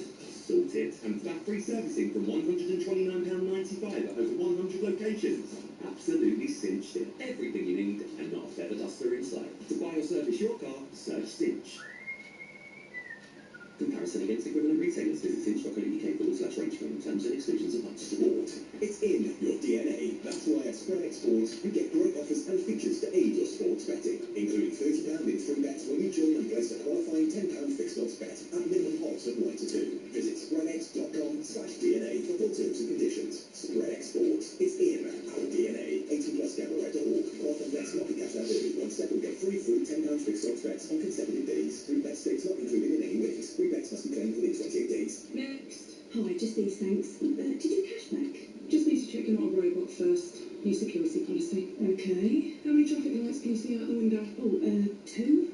That's right. Right, well, obviously I'm not a robot. That's what a robot would say. What a load of malarkey. Smarty keeps things simple, like 80 gigabytes for £10, and on a rolling monthly SIM plan, you're free to leave any time. Less malarkey, more Smarty. Search Smarty Mobile. At Betfair, we believe that to play different, you need the right tools. The boots, the world-class tactics, the science-backed nutrition. The pros have their tools, and with Betfair, so do you. Our safer gambling tools work just like the right pair of boots, designed to keep you on top of your game. Open the Betfair app to equip yourself so you can bet at your best. Betfair, play different. 18 plus, begambleaware.org. Jim White and Simon Jordan on talkSPORT. Mid-morning radio that's up for the job. And under the car with their concrete sports talk. That's that one, son. Rapid setting opinion. I still think there's a lot of questions that need to be answered. Oh, no.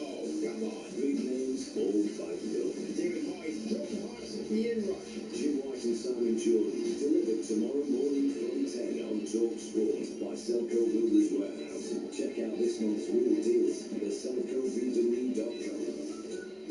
Kick off on DAB, online, on your mobile, and on your smart TV. A weeknight nexus of flash football and instant goals from a hyper-threaded nationwide stadium network. Gold Flash and Microcons football. If it goes in, it's going on. Kick off. Around the ground, talkSPORT. This is talkSPORT taking you around the grounds with all the goals as they go in, and a reminder of the Women's World Cup qualifiers latest scores. England 1, Spain 0 at Wembley. Lauren Hunt with the early goal. We'll be back there shortly. Wales lead Albania 1-0 in a 7:15 kick-off. Hannah Kane. Northern Ireland 2, Malta 0. That's at half-time. And Scotland 0. Belgium 1. Kicked off at 7:30 at Hibs Easter Road Ground, and Belgium have taken the lead. Scotland 0. Belgium won a World Cup qualifier. Let's talk about Andoni Iraola, because our chief football correspondent Alex Cook, covering Athletic Madrid against Barcelona for us tonight, is on top of this story. So I look at the talkSPORT.com website. It says Andoni Iraola to leave Bournemouth at the end of the season as Cherries immediately identified 2 possible replacements, Alex Cook, and one of them is managing a team I'm watching here tonight at Fratton Park, apparently. He is indeed. Kieran McKenna, very much, I'm told, part of Bournemouth's potential succession plan. He wouldn't make him the favourite necessarily at this moment in time, because he's got a big release clause in his contract. He's earning a very good salary at Ipswich as well. Marco Rosta is the other name in the frame. This one really intrigues me. A German manager, formerly at Borussia Dortmund, won the cup with RB Leipzig. At the moment, I would put him in the box seat to be the new Bournemouth manager.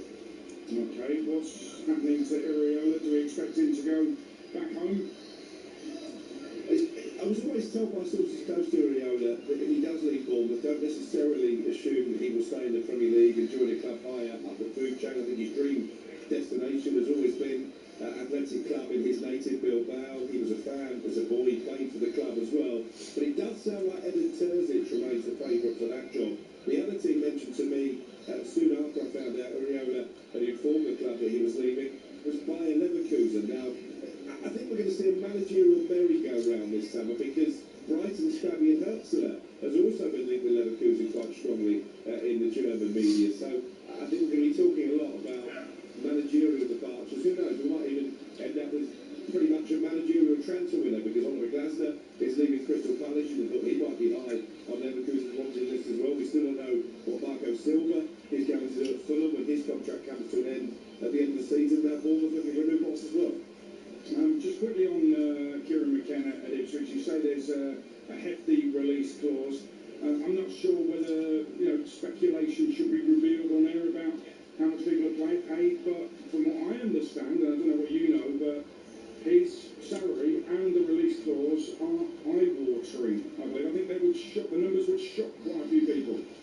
Yes, I agree, Adrian, and obviously he played his cards very well when he was being linked with Manchester United and Brighton before Fabian Hürzeler got the job. He signed a new contract after leading Ipswich into the Premier League. I still think he's got some convincing to do, Kieran McKenna, that he can go on and be that top manager that everybody thought when he took Ipswich up first time around. They did okay in the Premier League last season, didn't put up too many trees. And when you look at their wage bill, you've run through their line-up tonight, they should be home and hosed already in terms of promotion. They should have run away with the Championship, in my opinion, and they haven't. Yeah, I agree with you. I'm not sure he did okay in the Premier League. I don't think I'm being generous. Very kind there. Andoni Iraola to Manchester United has also been talked about, and this is really interesting because we've got with us not just you, but Angelina Kelly. You two appear regularly on the talkSPORT show Inside Devils, Man United's show. Mickey Gray is our Manchester correspondent, so I want to get an opinion from all three. You can be as brief as you like. You can say what you want. Andoni Iraola to be Man United manager next season. Alex Crook, you go first. Not for me, Adrian, and that's not underplaying what he's done at Bournemouth, led them to their highest ever Premier League points tally last season. Could well lead them into Europe for the first time before he departs in the summer. But there's a big difference between managing Bournemouth and managing a juggernaut like Manchester United. I'm just not sure he has the strength of personality to be a success at Old Trafford. His playing style is very good, but can he deal with those egos that he's not really had to do at Bournemouth? Angelina Kelly, what do you think? I have to agree with Alex Crook, which doesn't always happen on Inside Devils, I'll be honest. I just think that it's ultimately a risk because he's never been at a big club. I'm sorry if I offend any Bournemouth or Railway kind of fans, etc. But it's hard to know if his personality, if his methods will translate. He also doesn't strike me as the most charismatic guy. Maybe he's lovely, I'm not too sure, but he doesn't strike me as a Pep or a Klopp or a Fergie. I don't know if he could really handle that pressure. Maybe the powers that be would like him, but you've also got players already saying that they'd like Michael Carrick to have the job. Amad Diallo has already come out and said that. So would he get the respect of the players as well? Not too sure. As much as Manchester United's midfield does need a massive overhaul anyway, his tactics do involve a lot of running in the midfield, so that's something that you would also have to consider with the personnel in that area of the pitch. But yeah, highly thought of, but has not done it at a big club. And Mickey Gray, what do you reckon? Well, Adrian, I think there'll be more clubs that will be interested in Iraola than you think, and the clubs that have been interested so far that I've heard is Chelsea, Newcastle, Leverkusen and Manchester United.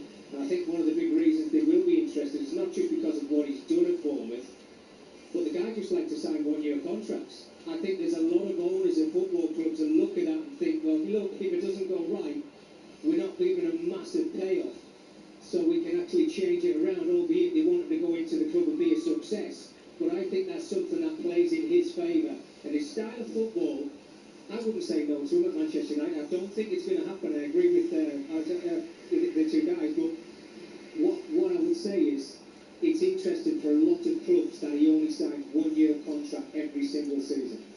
I love that we nearly had that mix of Alex Crook and Angelina Kelly, which is Alexina, which that's absolutely, I love that. Absolutely love that. Listen, if you want to check out talkSPORT's Inside Devils YouTube show for all the latest on Man United, the latest show's out now with Angelina Kelly. Flex is on it as well, and the Guardian's Jamie Jackson. Just search for the talkSPORT Man United YouTube channel. Quick one as well from Alex on a breaking story tonight about Anthony Gordon's future. What's happening there, Alex Crook? Well, I think this could be a tough summer for Newcastle in lots of ways. It's interesting to hear Mickey mentioning Iraola with Newcastle there, because it wouldn't surprise me the more I hear about things at St James's Park if anyhow does walk away at the end of the season, decides he's taken the club as far as he can. And I think there'll be high-profile player departures as well. We know that Sandro Tonali is hankering for a move, so I'm told it's Tino Livramento. And Anthony Gordon, very high on Bayern Munich's shopping list, and I'm told that Vincent Kompany is a massive admirer of the England international and is really driving this interest, and potentially Bayern running a bid for this summer. And you'd imagine if Newcastle not in Champions League football next season, a move to the Bundesliga into a club like Bayern Munich might just appeal to Gordon. Interesting. More on the website talksport.com. In the Women's World Cup qualifiers, Wales have gone 3-0 up against Albania in Wrexham. The Crystal Palace goal machine, Elise Hughes, has got the second for the Welsh. Let's round up the first 45 at Wembley. Two best teams in the world, possibly? What's happened in that first half? Angelina Kelly.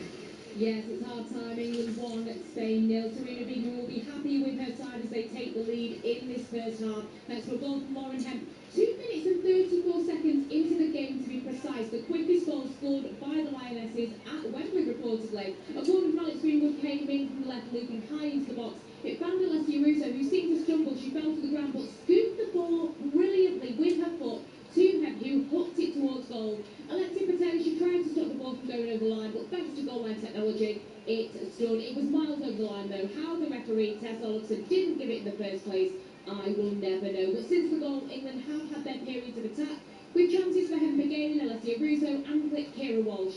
But Spain have seen more of the ball and have been mounting the pressure on England. Ona Baye and Irene Paredes have sent shots over the crossbar, and the team have forced Hannah Hampton into some big saves.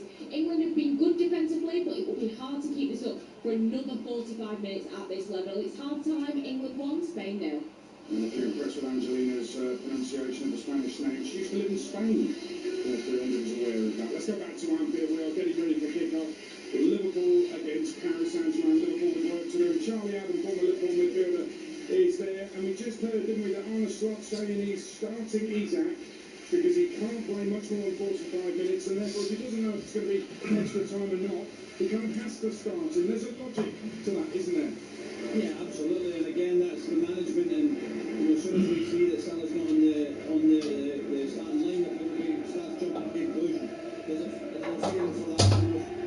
December was the last time he started the game, so yeah, they have to think about that. And if they can get him through 45, see how he is at half time, maybe get him to 60 minutes, and then they can bring on Salah, and hopefully, they're still in the tie, and that opportunity for maybe Salah to be the match winner in the end.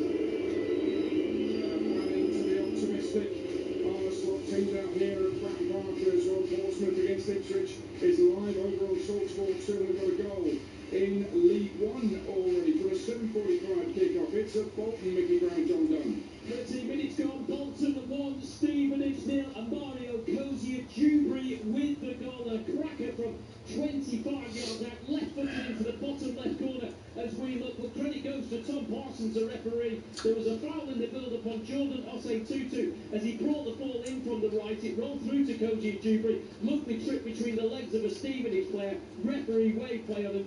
Cozier-Dewberry, who's been really lively. It's his first start since picking up a knee injury in January, a couple of appearances off the bench. He's looked really sharp already, Mickey, clearly making up for lost time. That's a cracking goal. Yeah, you're absolutely right. I've been really impressed with Bolton so far. The two wide players in Gray and Osei-Tutu have been really lively, but Cozier-Dewberry has been the standout player, no doubt. He gets it onto that left foot. Good play from Osei-Tutu down this right-hand side, as you mentioned there before.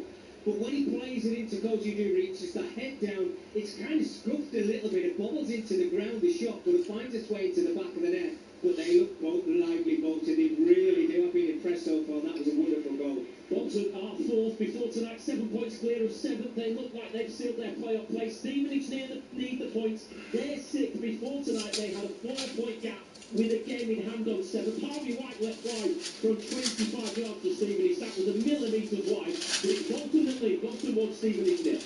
That goal in the Scottish Championship as well. Every league confirming 1-0. Every second Boston 2 points ahead of Ross County to the bottom of the table and facing a second successive relegation. Don Thomas with the goal confirming a Scottish Cup semi-final Saturday at Hampden, but possibly without their top scorer Andrew Todd, who's got an injury. Neil Lennon was saying it's not looking good for him, but we'll see at Hampden. It's confirmed with Polka on Saturday lunchtime. What's going on in the 7:45 kick-off in League One at Huddersfield? Mark Wilson.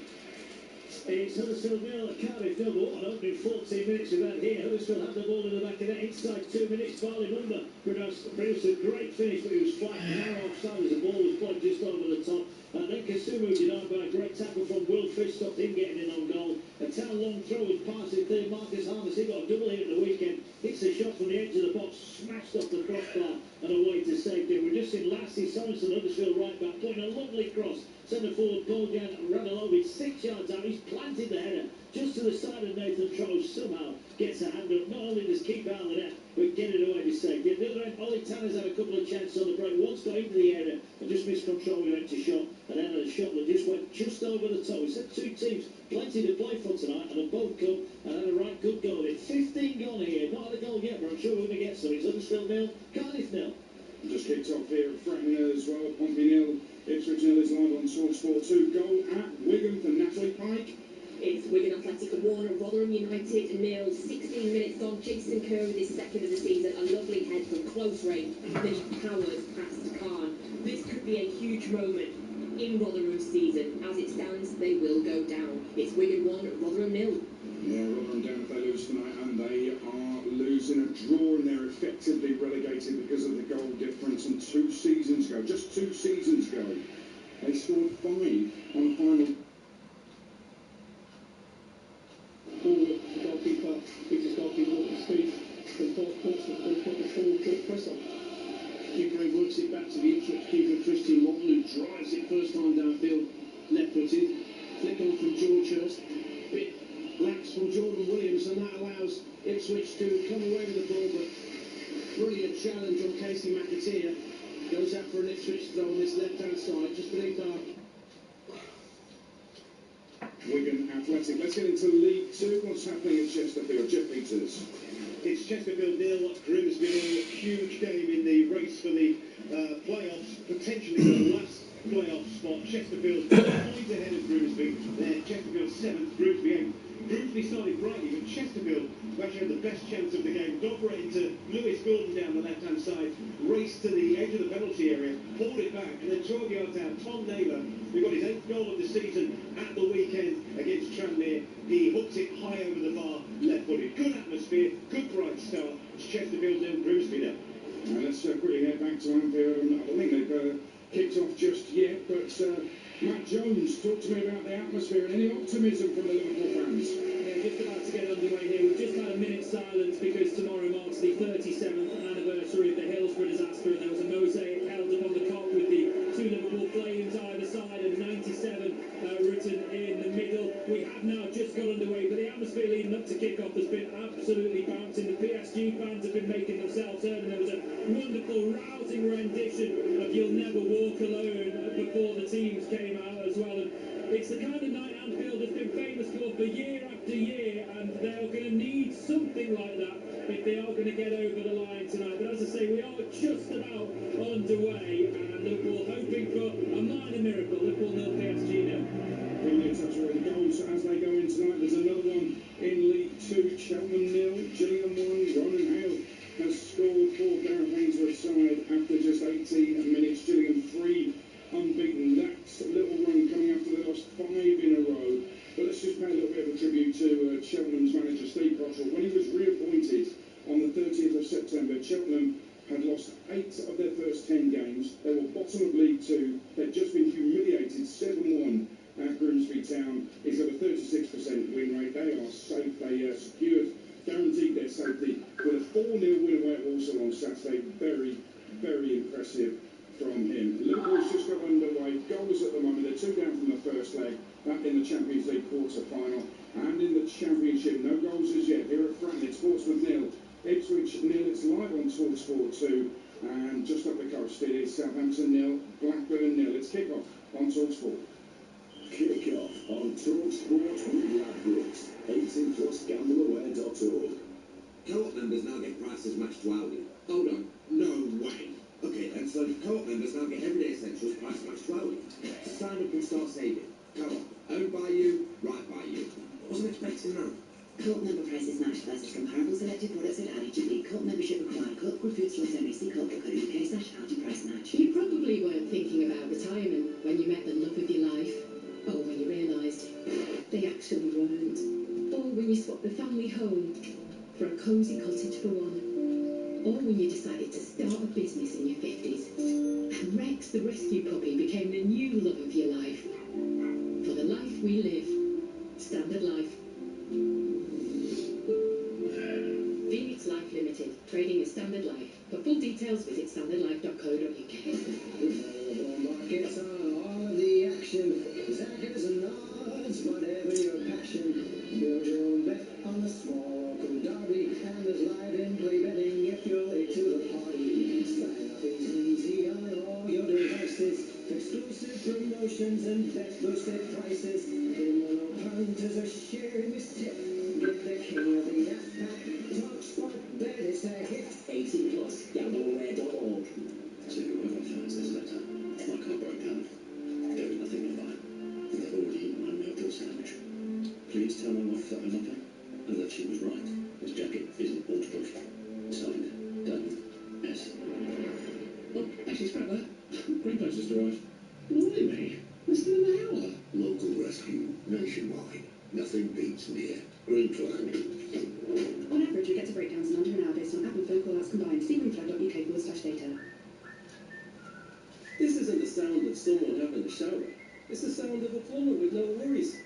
From tap swaps to tear-offs, he's sorted. From first fix to full refurbs, he's sorted. From pipework to porcelain, he's sorted. Whatever you need, it's bathroom sorted at Plum Centre. Find your local branch on wellesley.co.uk. Open a trade account today. T's and C's apply. Plum Centre for Wellesley business. McDonald's cards are here. 24 cards to find and free food in every pack. Enter cards in the McDonald's app and complete sets with over £4 million in cash prizes to be won. McDonald's cards. 18 plus UK only with selected meals subject to availability. Ends 27th of April. App may be required. See rules.co.uk. Este es un anuncio de radio de Hiscox Business Insurance que pretende mostrarles ciertos riesgos y peligros de los que Hiscox Business Insurance puede ayudarle a protegerse. If your business gets blamed by a client for a mistake, like accidentally recording the radio ad in the wrong language, Hiscox could help protect you. The story of your business, underwritten by Hiscox Business Insurance, subject to already holding a relevant Hiscox policy and subject to policy eligibility terms and conditions. Kick off on talkSPORT with Ladbrokes. 18 plus gambleaware.org. Tomorrow afternoon from talkSPORT Drive. Don't make a fuss, just get on the bus. Seismic Sports Radio with extra kick per kilometre. Sports stacked commuter communication. Here we go.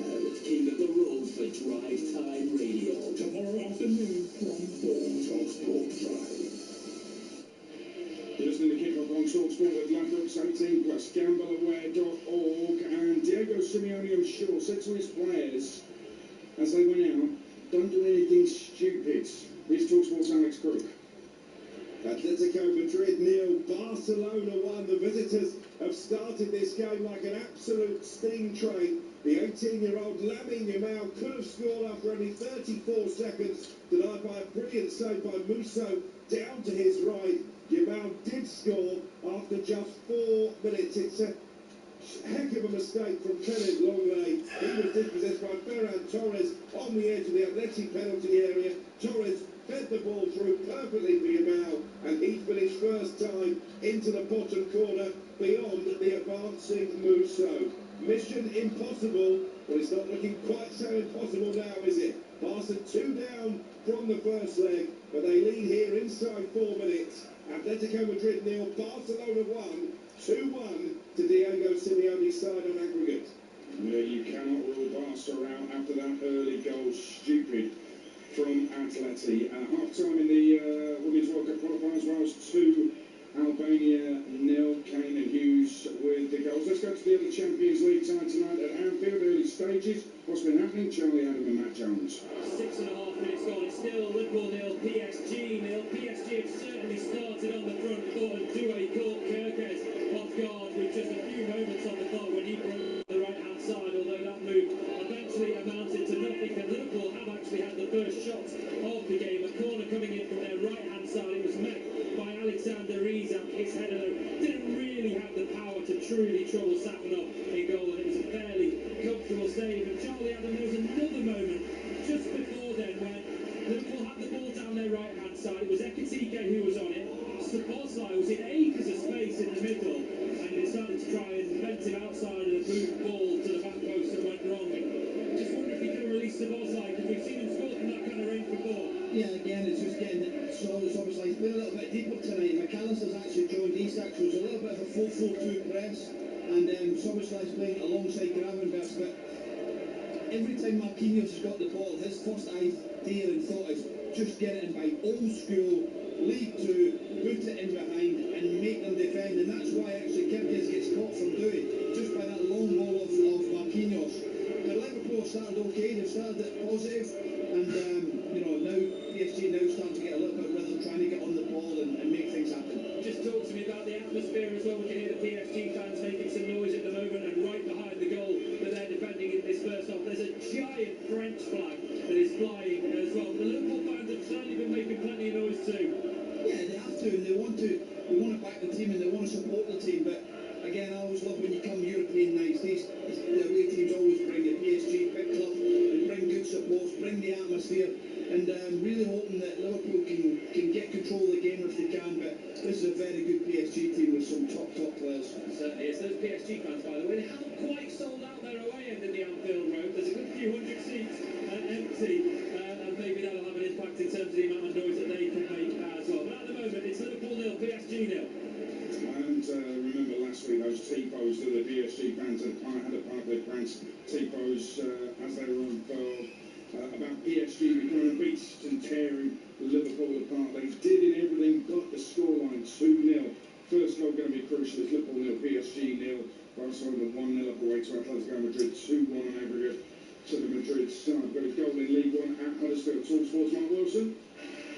It's Huddersfield 1, Cardiff City 0. It's a piece of a goal for Ryan Ledson. Huddersfield attack down the left, finally Mumba's cross was cleared towards Leicester. Sorensen, right side of the penalty area. He's just pulled it back to the edge of the box, and Ledson, seeing the flight of the ball, has just side-footed it in from the edge of the penalty area, right in the bottom corner. Gave Trott no chance. It's a wonderful goal, and it's a lifeline that keeps Huddersfield's playoff hopes alive as it stands. Huddersfield 1, Cardiff 0. Well, he's been in good goal scoring form actually, Ryan Ledson, but they've been in entertaining form, Huddersfield. They're 5 points off the playoffs. They drew 3-3 with Wickham on Saturday, and the games of the season that caretaker John Stedder, Huddersfield legend, described as a wild game. Huddersfield went 3-2 up in the 96th minute, conceded the equaliser for 3-3 in the 101st minute. Huddersfield run up on Cardiff, who will be heading up at some point. They are 10 points clear of third, or were at the start of the evening. Northern Ireland go 3-0 up against Malta early in the second after their Women's World Cup qualifier. Hearts Kerry Halliday gets her second of the evening. What's been happening early stages here at a noisy Fratton Park alongside me, Ian Abrahams. 12 minutes gone, it's Portsmouth 0, Ipswich 0. Ipswich have made most of the running so far. Jack Clark has been sparked in form. There are a couple of really good runs, one from midway inside his own half, took him almost midway inside the Ipswich half before he was finally stopped. Another sort of flying hack of a kick from defender to get the ball away from him. George Hurst had a shot deflected wide for a corner. Hurst on his return to Fratton Park. Not really seen much from Pompey and Colby Bishop at the other end, if the truth be told. It's basically Pompey soaking up a lot of the Ipswich Town pressure. Remember, Ipswich started second in the table, 10 points mathematically, sees them promoted. Can they get 3 of those here tonight? At the moment, it's Pompey 0, Ipswich 0. Huge game here. Live on talkSPORT 2 Saturday lunchtime as Portsmouth host Leicester. And actually, you might think from the noise and tradition tells you that Fratton Park is a cauldron and their home form should be good, but Portsmouth have actually lost 9 of 20 here at Fratton Park this season. I've seen them a lot here this year. They've made some good stuff, just can't score goals. I mean, that is the bottom line is, and the amount of times I've had a chat with John Massini afterwards, and we basically just, I could just rerun the interview from the time I've come before. Colby Bishop's barely had a kick so far. They haven't had a chance really to get the ball in midfield. John Swift, who was very, very good in his days at Reading and West Brom. At the moment, I think Pompey are trying to do what they did on Saturday. Soak up pressure, they score near the end, hang on, then it's a real smash and grab. You're right, they have to pick one result to get this week. I suspect it'll be Saturday against Leicester. Yeah, and Saturday match winner at Middlesbrough, Connor Chapman, not playing tonight. He's on loan from the side Pompey are facing. That's Ipswich Town, as Ian said, second in the table. Portsmouth 0, Ipswich 0. What's going on at St Mary's? talkSPORT, Simon Hill. Yeah, 14 minutes gone, Southampton 0, Blackburn Rovers 0, but you just sense that Saints are starting to get into their stride. Cameron Archer's had a good couple of opportunities, and he's just flashed across, right across the face of the Blackburn Rovers goal before Ribeiro could steer it behind. First 10 minutes, 2 bookings for Blackburn. Captain Sean McLaughlin and midfielder Taylor Gardner-Hickman, both for fouls on Shay Charles at the start of promising moves for Southampton. The Saints have got a corner at the moment as they push for this opening goal. They could go fourth, of course, in the table tonight. That's a fine save, by the way, from that corner by Balazs Trott. Rising at the back post was Kyle Larry. So Saints pressing for the opening goal, but as yet, it's not arrived. Southampton 0, Blackburn Rovers 0 after 15 minutes. Another goal has arrived in League One at Bolton. No Mickey Gray and John Dunn. Bolton 2, Stevenage 0. Johnny Kenny scored his third goal in his last 3 games, but it is a goal that owes so much to the pace of left winger Thierry Gale. It was Johnson, the left back, slipping it down the touchline. There were 2 Stevenage players there. Gale was behind both of them, but his pace had just taken them in between them to the byline, pulled it back. Kenny sliding in to steer home. Mickey Gray, we have been watching the 2 wingers. Cozy Jubilee got the first for Bolton, and now Thierry Gale as a left back, as a full back, How would you have coped with either of them? They are rapid. Well, put it this way, John, I'm pleased I'm sat next to you because they are absolutely lightning. Honestly, I've really enjoyed the two wide players, Koji Dubry and Thierry Gale. They just direct, they take their full-backs on, they get into good areas, they put the ball into a good area as well. It's a wonderful run, a wonderful pull-back. And Johnny Kenny has just got to lock his ankle and slot the ball into the back of the net. These two young wide players might just take Bolton back to the Championship if they keep performing like this. They have been outstanding. Now, Bolton have dominated things, dominated possession. They're coming forward again here with Johnny Kenny into the area right side. Stevenage have had two efforts though. Mickey Harvey wide from range. Dan Kempford ahead of wide.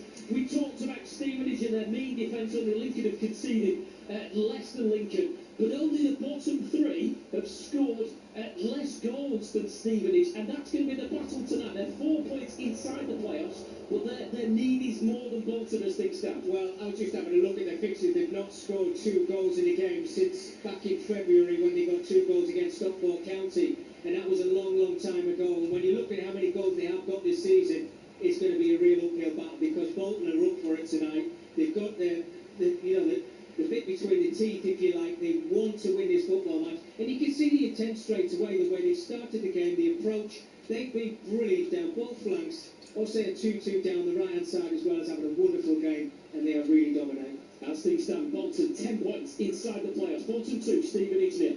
It's a wild stat, isn't it? I mean, we're full of wild stats about Stevenage, but only the bottom 3 have scored fewer than Stevenage in League One, and Stevenage are in a playoff place. That is absolutely mad. And I've got to say, Stevenage's keeper had a great day on the weekend. Philip Marshall, who won the FA Youth Cup actually with Aston Villa, made some great saves at the weekend, but he's been tested to the full, and he's been beaten twice already tonight by Bolton. 2-0 up. We've got a goal in League 2 at Chesterfield. Jeff Peters.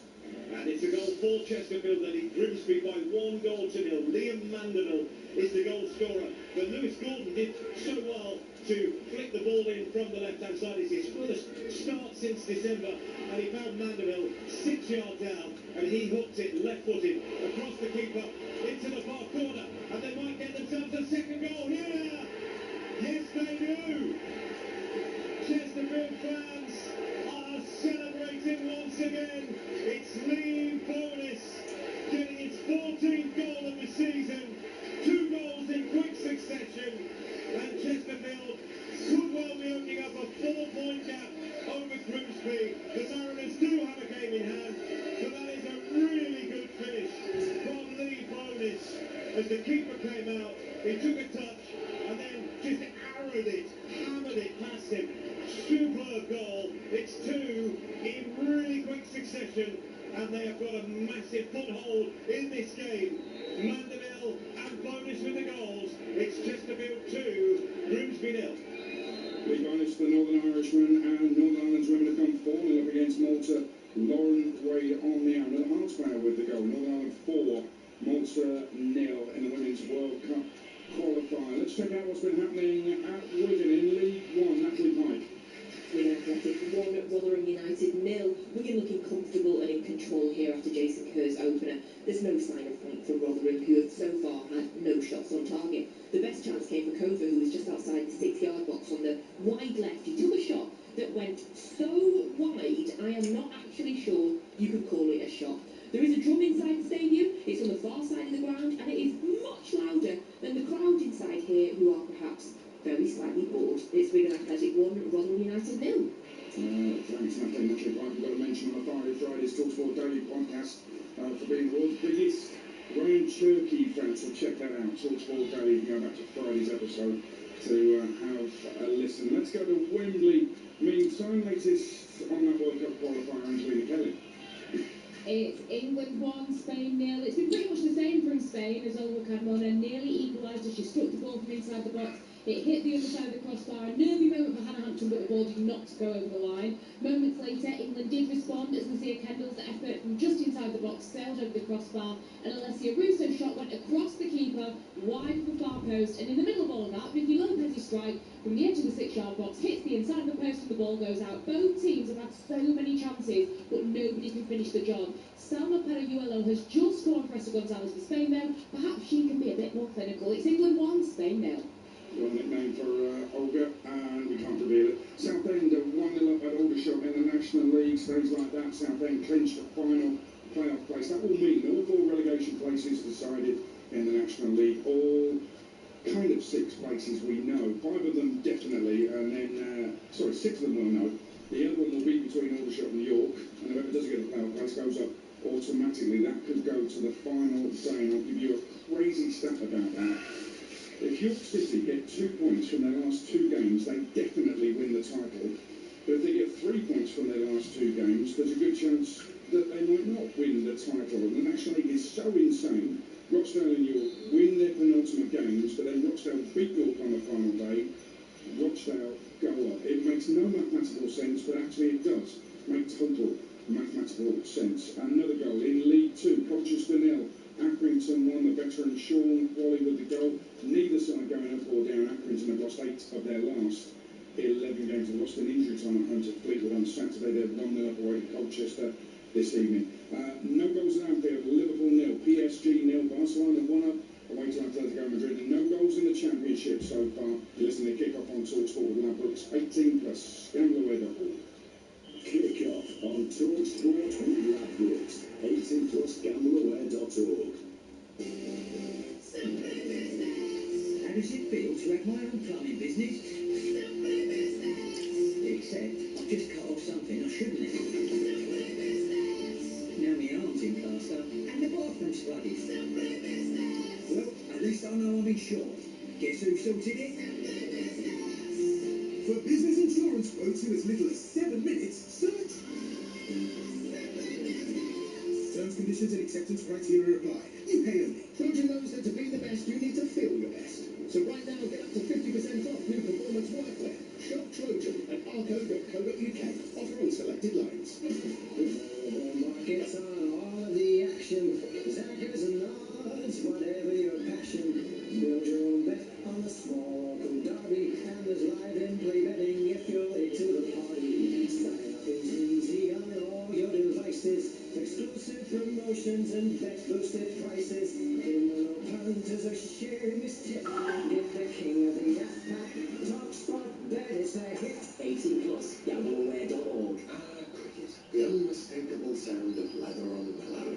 Absolute beauty. Fireworks. Power ballads. And t-shirt cannons. Vitality Blast is back with the biggest local rivalries. Cartwheeling stunts. And sixes in the sun. Oh, wonderful technique. Have a blast with men's and women's T20 cricket starting 22nd of May. Search Vitality Blast to get your tickets now. Oh, Fiona's back at the Monkey Safari again. She's hooked on Toyota Service and Aftercare. In fact, it's so good, she'll find any excuse to come back. From replacement wipers to service and MOTs, our perks include free refreshments, quiet workspaces, courtesy cars, and a new warranty with every eligible service. Toyota Service and Aftercare. So good, you'll find any excuse to come back. Eligible services are available until the vehicle turns 10 years old or 100,000 miles. T's and C's apply. I remember holding her for the first time. Now, I'm about to walk her down the aisle. Moments like these deserve to be seen clearly. With the Vision Express Eye Care Plan, get 2 pairs from £5.70 a month, including 20% off and an advanced eye test. Vision Express. Step out with confidence. T&Cs apply. Interest-free loan subject to status. VE is a credit broker, not a lender. Representing Adaro Optics Limited. Authorised by the Financial Conduct Authority. Minimum 24-month term. And you join us for the Coral Scottish Grand National, and the racing fans are air for it. As always, the Highland Historica here, still reminiscing about that iconic Red Run win. There's the Tartan Titans, Kilts, Sporring's the lot, splendid. And finally, the local loyalists. If there's a Scottish jockey or trainer, form goes out the window. Whatever kind of racing fan you are, don't miss the Coral Daily Download. Every morning from 6 on talkSPORT with Coral. We're here for the Coral Scottish Grand National. T's and C's apply. 18+. Gamblerware.org. Ling-a-ling-a-ting, Patrick Carlos on the wing, and it's easy, easy. Yabba dabba doo, it's a breakfast show for you, bright and breezy, breezy. It's got the tools to do, it's a double special brew. Oh, come on, sing the top of breakfast song, sing it on.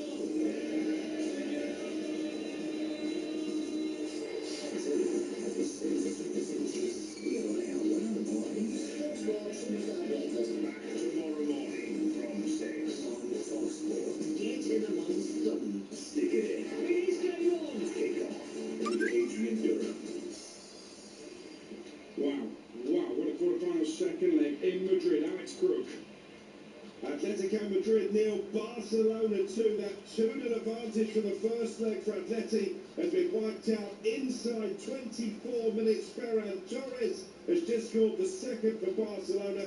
Dani Olmo, the provider this time.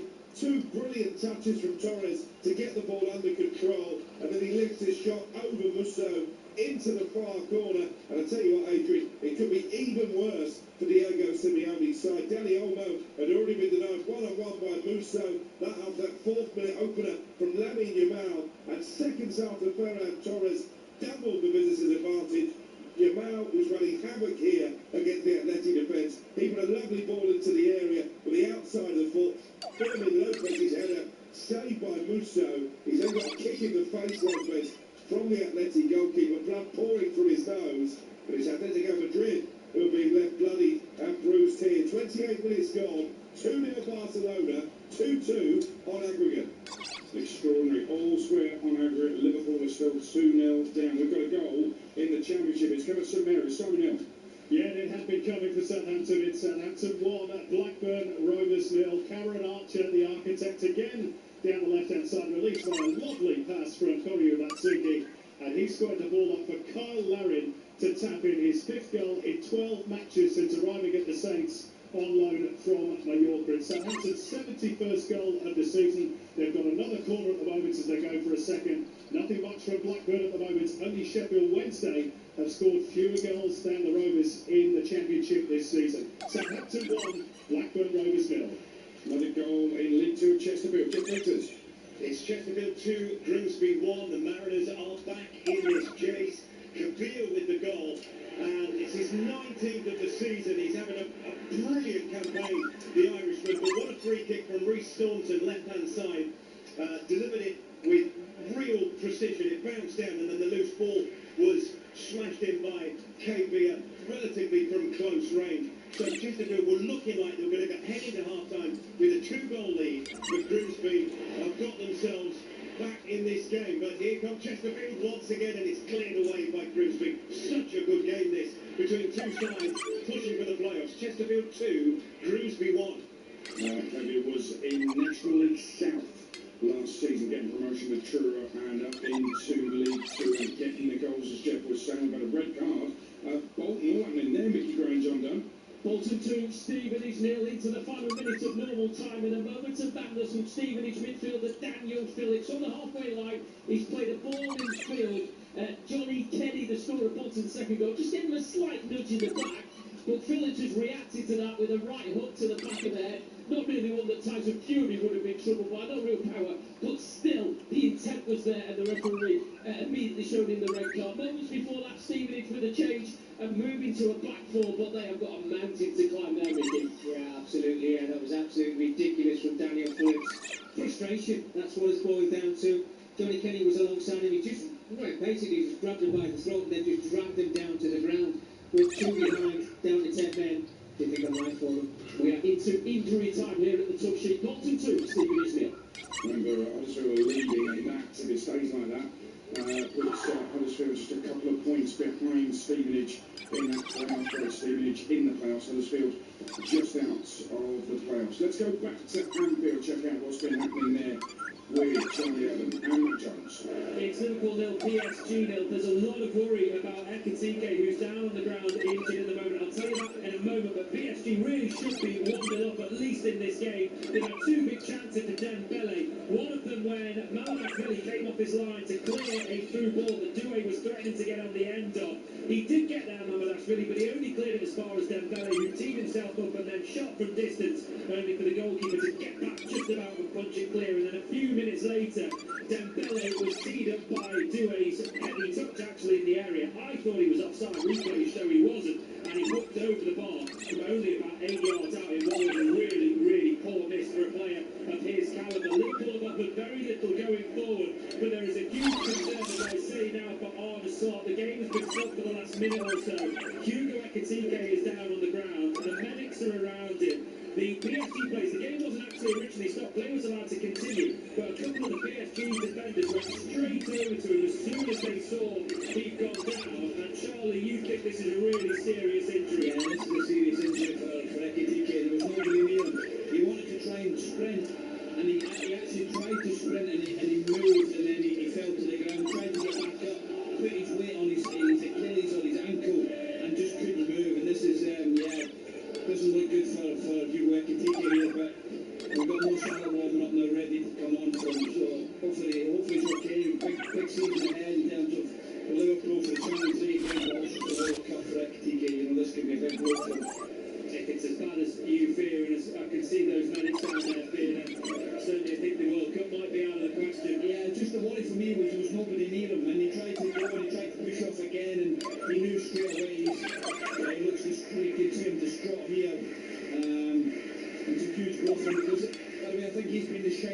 Liverpool with problems like this season in terms of coming into the club. He's being stretched up now. He is their top scorer this season after TK 17 goals in all competitions. Salah is going to come on to replace him. Just before we do get back on the way, there was a very curious move a few moments ago down on the touchline. The ball went down the PSG right. Arsenal thought it had gone out of play, so tried to go and get the ball. It didn't actually go out of play. No one flagged.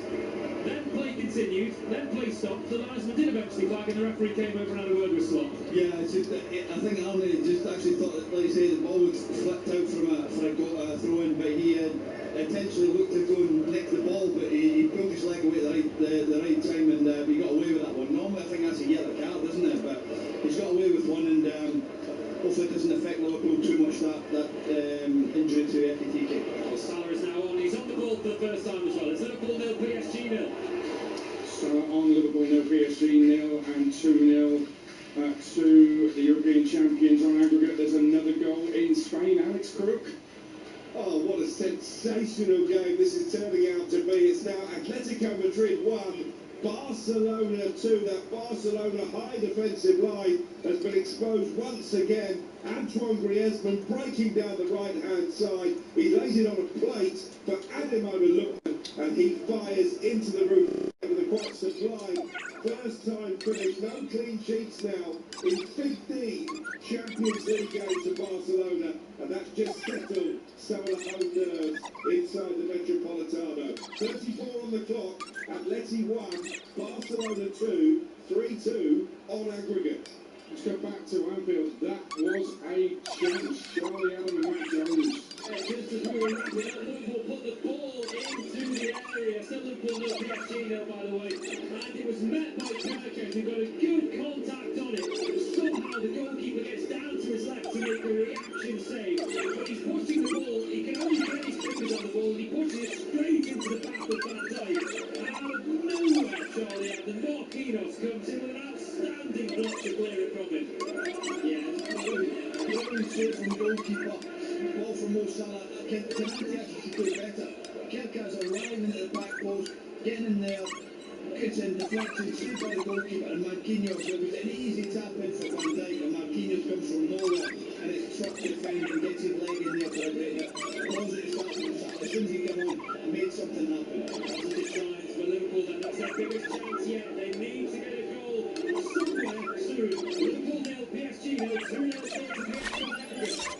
Liverpool won't be able to believe that's not in the back of the net. Extraordinary stuff, brilliantly described by the guys at Anfield. Now, half-time whistles are blowing up and down the country in the EFL. We'll go to Wigan. First of all, in League One, National Park. Wigan 1, Rotherham 0. Jason Kerr with a powerful close-range header that could be the goal that sends Rotherham down. Wigan have looked comfortable and in control ever since. Rotherham really struggling. No shots on target. Very little threat and sloppy passes. Their best chance is down now. Brainsley, a bright spark in a dark season. It's bright in the stands too. The crowd could really do with a Ray and Shirky type moment to just wake them up. As it stands, Rotherham are heading down half-time. Wigan 1, Rotherham 0. And now we'll be signing for Wigan anytime. 2-0 Rotherham for that matter. Coaches of the against Accrington in League 2 with Goodwin with the goal. Ryan Roberts of Sunderland has scored for Wales made 3-0. Hannah Kane's got a second this evening to make Wales 4-0 at half-time at Bolton in League 1. Keep going, John Brown. Bolton 2, Stevenage 0. It's 2 Lundies that have given Bolton a more than deserved lead at the break. 4 minutes of Mario Pucci-Jubri on loan from Brighton, receiving a goal from Jordan Osei 2-2 on the right-hand side. Pucci-Jubri in the deep, winning to Tom Parsons. The referee for Waving got an advantage. Left-footed strike into the bottom left corner. He's entered the season, returning to the starting 11 for the first time since picking up an injury in January. Half an hour into it, Kenny Malcolm, Celtic 3-3 for him, but that owed so much to the pace of Thierry Gale down the left-hand side, racing past two Stevenage players to pull the ball back from the goal line for Kenny to tap on. Ruben Rodriguez also came close for Bolton. That needed a smart save by Philip Marshall. Stevenage were barely threatened, but did come close with Harvey White from 25 yards. That was just right. Dan Kemp should have been better with a header at the far post, but it all went really wrong for Stevenage before the break. After making a change and changing formation, midfielder Daniel Phillips striking out at Joey Kenny, and immediately shown the red card. It means that Bolton have a 10-point cushion inside the playoffs. Stevenage have their gap reduced to just 2 points as they sit in 6th. Bolton begin cruising to the playoffs. Well, I've got to give Stephen Schumacher a lot of credit for this game. He's made 4 changes, but they've been promising changes, and those forward players that have come into the starting 11 made a massive difference. And one of them being Cozy Dubry, wonderful strike from him, excellent first half. Thierry Gale wasn't one of the new faces, but he's been fantastic down that left-hand side. I'll say 2-2's gone into a right-back position. He might as well be playing as a right winger because he's got forward that much. They've created so many opportunities. I've thoroughly enjoyed that first 45 minutes for Bolton, and I have to say, Stevenage, Adrian touched on it, you touched on it, John. 85 passes in that first half compared to Bolton's 2 again. It tells its own story. They're direct, yes, they've had a couple of very good opportunities, but you need to do more than that. It's not entertaining, it's not very good to watch. I wonder what the players are thinking if they're enjoying playing the style of football, because I'm sure they're not. But now they're down to 10 men, it's just very, very different for them. Offside, Bolton 2, Stevenage 0. Southend gets second just on half-time at Aldershot 2-0. That should seal their playoff place. Charlie Kendall, the former QPR youngster, with the half-time at Huddersfield in League One. Mark Wilson. Yeah, Huddersfield leading by a goal to 0 over Cardiff as well. Just 29% possession. Town had the ball in the net. It's had it in 2 minutes, but Marley Mumba was suggested to just be offside. Then Marcus Harness hit a shot from the edge of the penalty area and rattled off the crossbar. And then Bojan Branilovic had a header 6 yards out. It was miraculously saved by Nathan Chop, but he was beaten eventually just past 20 minutes into the game. Mumba's cross from the left-hand side. Father Sorensen, the right back up on the right side of the penalty area. He pulled it back. Ryan Lenson just side-puts volleyed it nonchalantly from the edge of the penalty area into the back of the net. The chance is at will for Cardiff. Turner has had a couple of shots that have failed to trouble the goalkeeper, and then a lovely header from Amari Kellerman, crossing from the left. Kellerman's header, keeper's beat. It's just got the wrong side of the post. Can't get the work on their hands here. Huddersfield chasing down the top 6. Over here will do their chances the world of it at the break. Huddersfield 1, Cardiff 0. It's kick-off on Talksport with Lambert's 18+ gambleware.org. It's half-time in League 2 at Chesterfield. Jeff Peters. Chesterfield 2, Grimsby 1. Liverpool side with the advantage so far tonight, and possibly for a playoff place too as it stands. They're 4 points clear of the Mariners, but they do have a game in hand. Liam Mandeville on the spy rights in front on the half-hour from close range. Hooking home from Lewis Gordon's cross from the byline. Soon after they doubled the lead, a defence-splitting pass from Sammy Braybrook allows Lee Bonus to drive to the edge of the box and lash a shot beyond Smith. His 14th of the season. Grimsby halved the deficit when Rhys Staunton delivered a fabulous free kick. The ball bounced loose in the box, and top scorer Jace Cavia made no mistake. 19 goals in a very impressive first season. Terrific game. Chesterfield 2, Grimsby 1. Elsewhere in League 1, Orient 0, Mansfield 0 at half-time, and bottom of the table, Port Vale 0, Barnsley 0. League 2, Barrow 0, Oldham 0, Cheltenham 0, Gillingham 1, and Colchester 1, Accrington 1, Colchester. Not getting drawn up by John Terry. National League half-times, Aldershot 0, Southend 2, Wilson 0, Boston 0, Wembley 0, Solihull Moors 0. It's loud and noisy regardless here at Fratton Park, even Abraham. Yeah, still Portsmouth 0, Ipswich 0. We've got a couple of cracking errors. So first of all, for Ipswich, Dan Neal on loan from Sunderland with a shot from the edge of the penalty area just inside maybe. It went wide. And then after, John Swift inside the box, really after the goalkeeper, I think has been taken out of the play. Should have hammered one towards the goal. He tickled it forward. It was kept out. Melenic Ali from 25-30 yards out. Ferocious drive that Christian Morton did really well to tip over one-handed as a corner comes in. And he goes again. Portsmouth 1-0.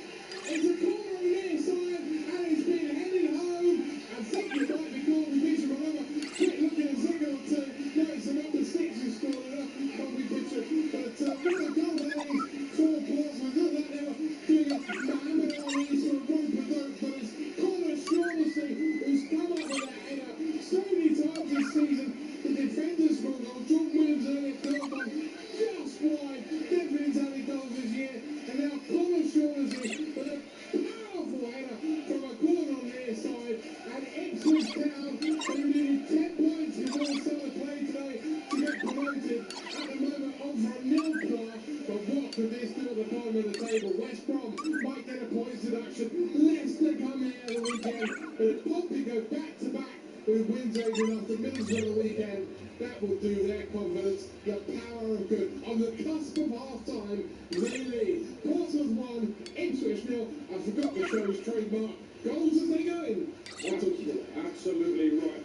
And actually, I think this might possibly make Ipswich up because I don't think they look like automatic promotion material. They've not been particularly bad, but I don't think they've been particularly great tonight. No, Jack Clark's been good, but that apart, I mean, you know, he's going in the Nunez, I mean, great for him, you know, he's really done much. George Hurst's returning as a... But the punch up off the bottom, but they're not dominating. They can't be dominating. They should be. But then, this is championship. I mean, you talk to any manager, any player, after any result that doesn't quite go your way, and they just give you the same result. It's the championship, Adrian. They lose out to you.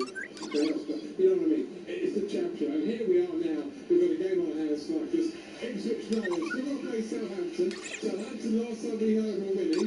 And if, let me tell you, Southampton win tonight in Ipswich Town. The points between the two could be, I think, 3 or 4 points. So it'll be very close. But Ipswich now approaching half-time as the ball goes in the box. It's played forward and again. Clear of line.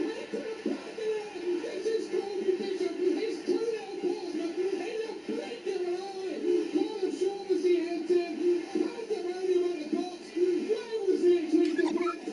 Portsmouth don't care because Colby Bishop has scored again. And it is game of chess towards the bottom of the table. Bishop has scored. Could that be checkmate for the likes of Leicester? There's a huddle going on by Ipswich in the Pompey half. There's an inquest going on, and there's a celebration. 3 parts of the ground. Portsmouth 2, Ipswich 0. 2 minutes ago, it was 0-0. Absolutely extraordinary. And listen to the noise we talked about. Their home form not being particularly great.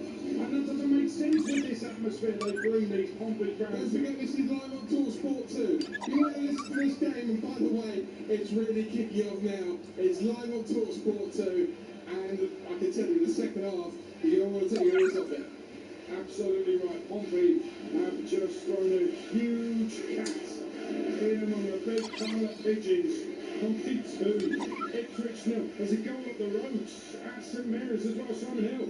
It's turning into a good night for the South Coast. It's Southampton 2, Blackburn Rovers 0. Ryan Manning with a goal just on the stroke at half-time, although the final touch did go in of Yuri Rivera, the Blackburn defender. The ball won back high up the field by a counteract. Shea Charles then jigged to the byline and teed up Manning for his 7th of the season, unless it's accredited as an own goal. Saints looking good to make it 6 wins on the spin in the championship as we move into first half stoppage time. Southampton 2, Blackburn Rovers 0. Southampton 2-0, Pompey here, a 2-0 up there as well, and as Ian was saying, it's live on talkSPORT 2 as we head up to half-time. And what we're going to do, just stay here at Bratton Park for a moment and just feel the noise as Pompey have got another corner, and of course, they scored from a corner a moment ago. Absolutely. Portsmouth 2, Ipswich 1.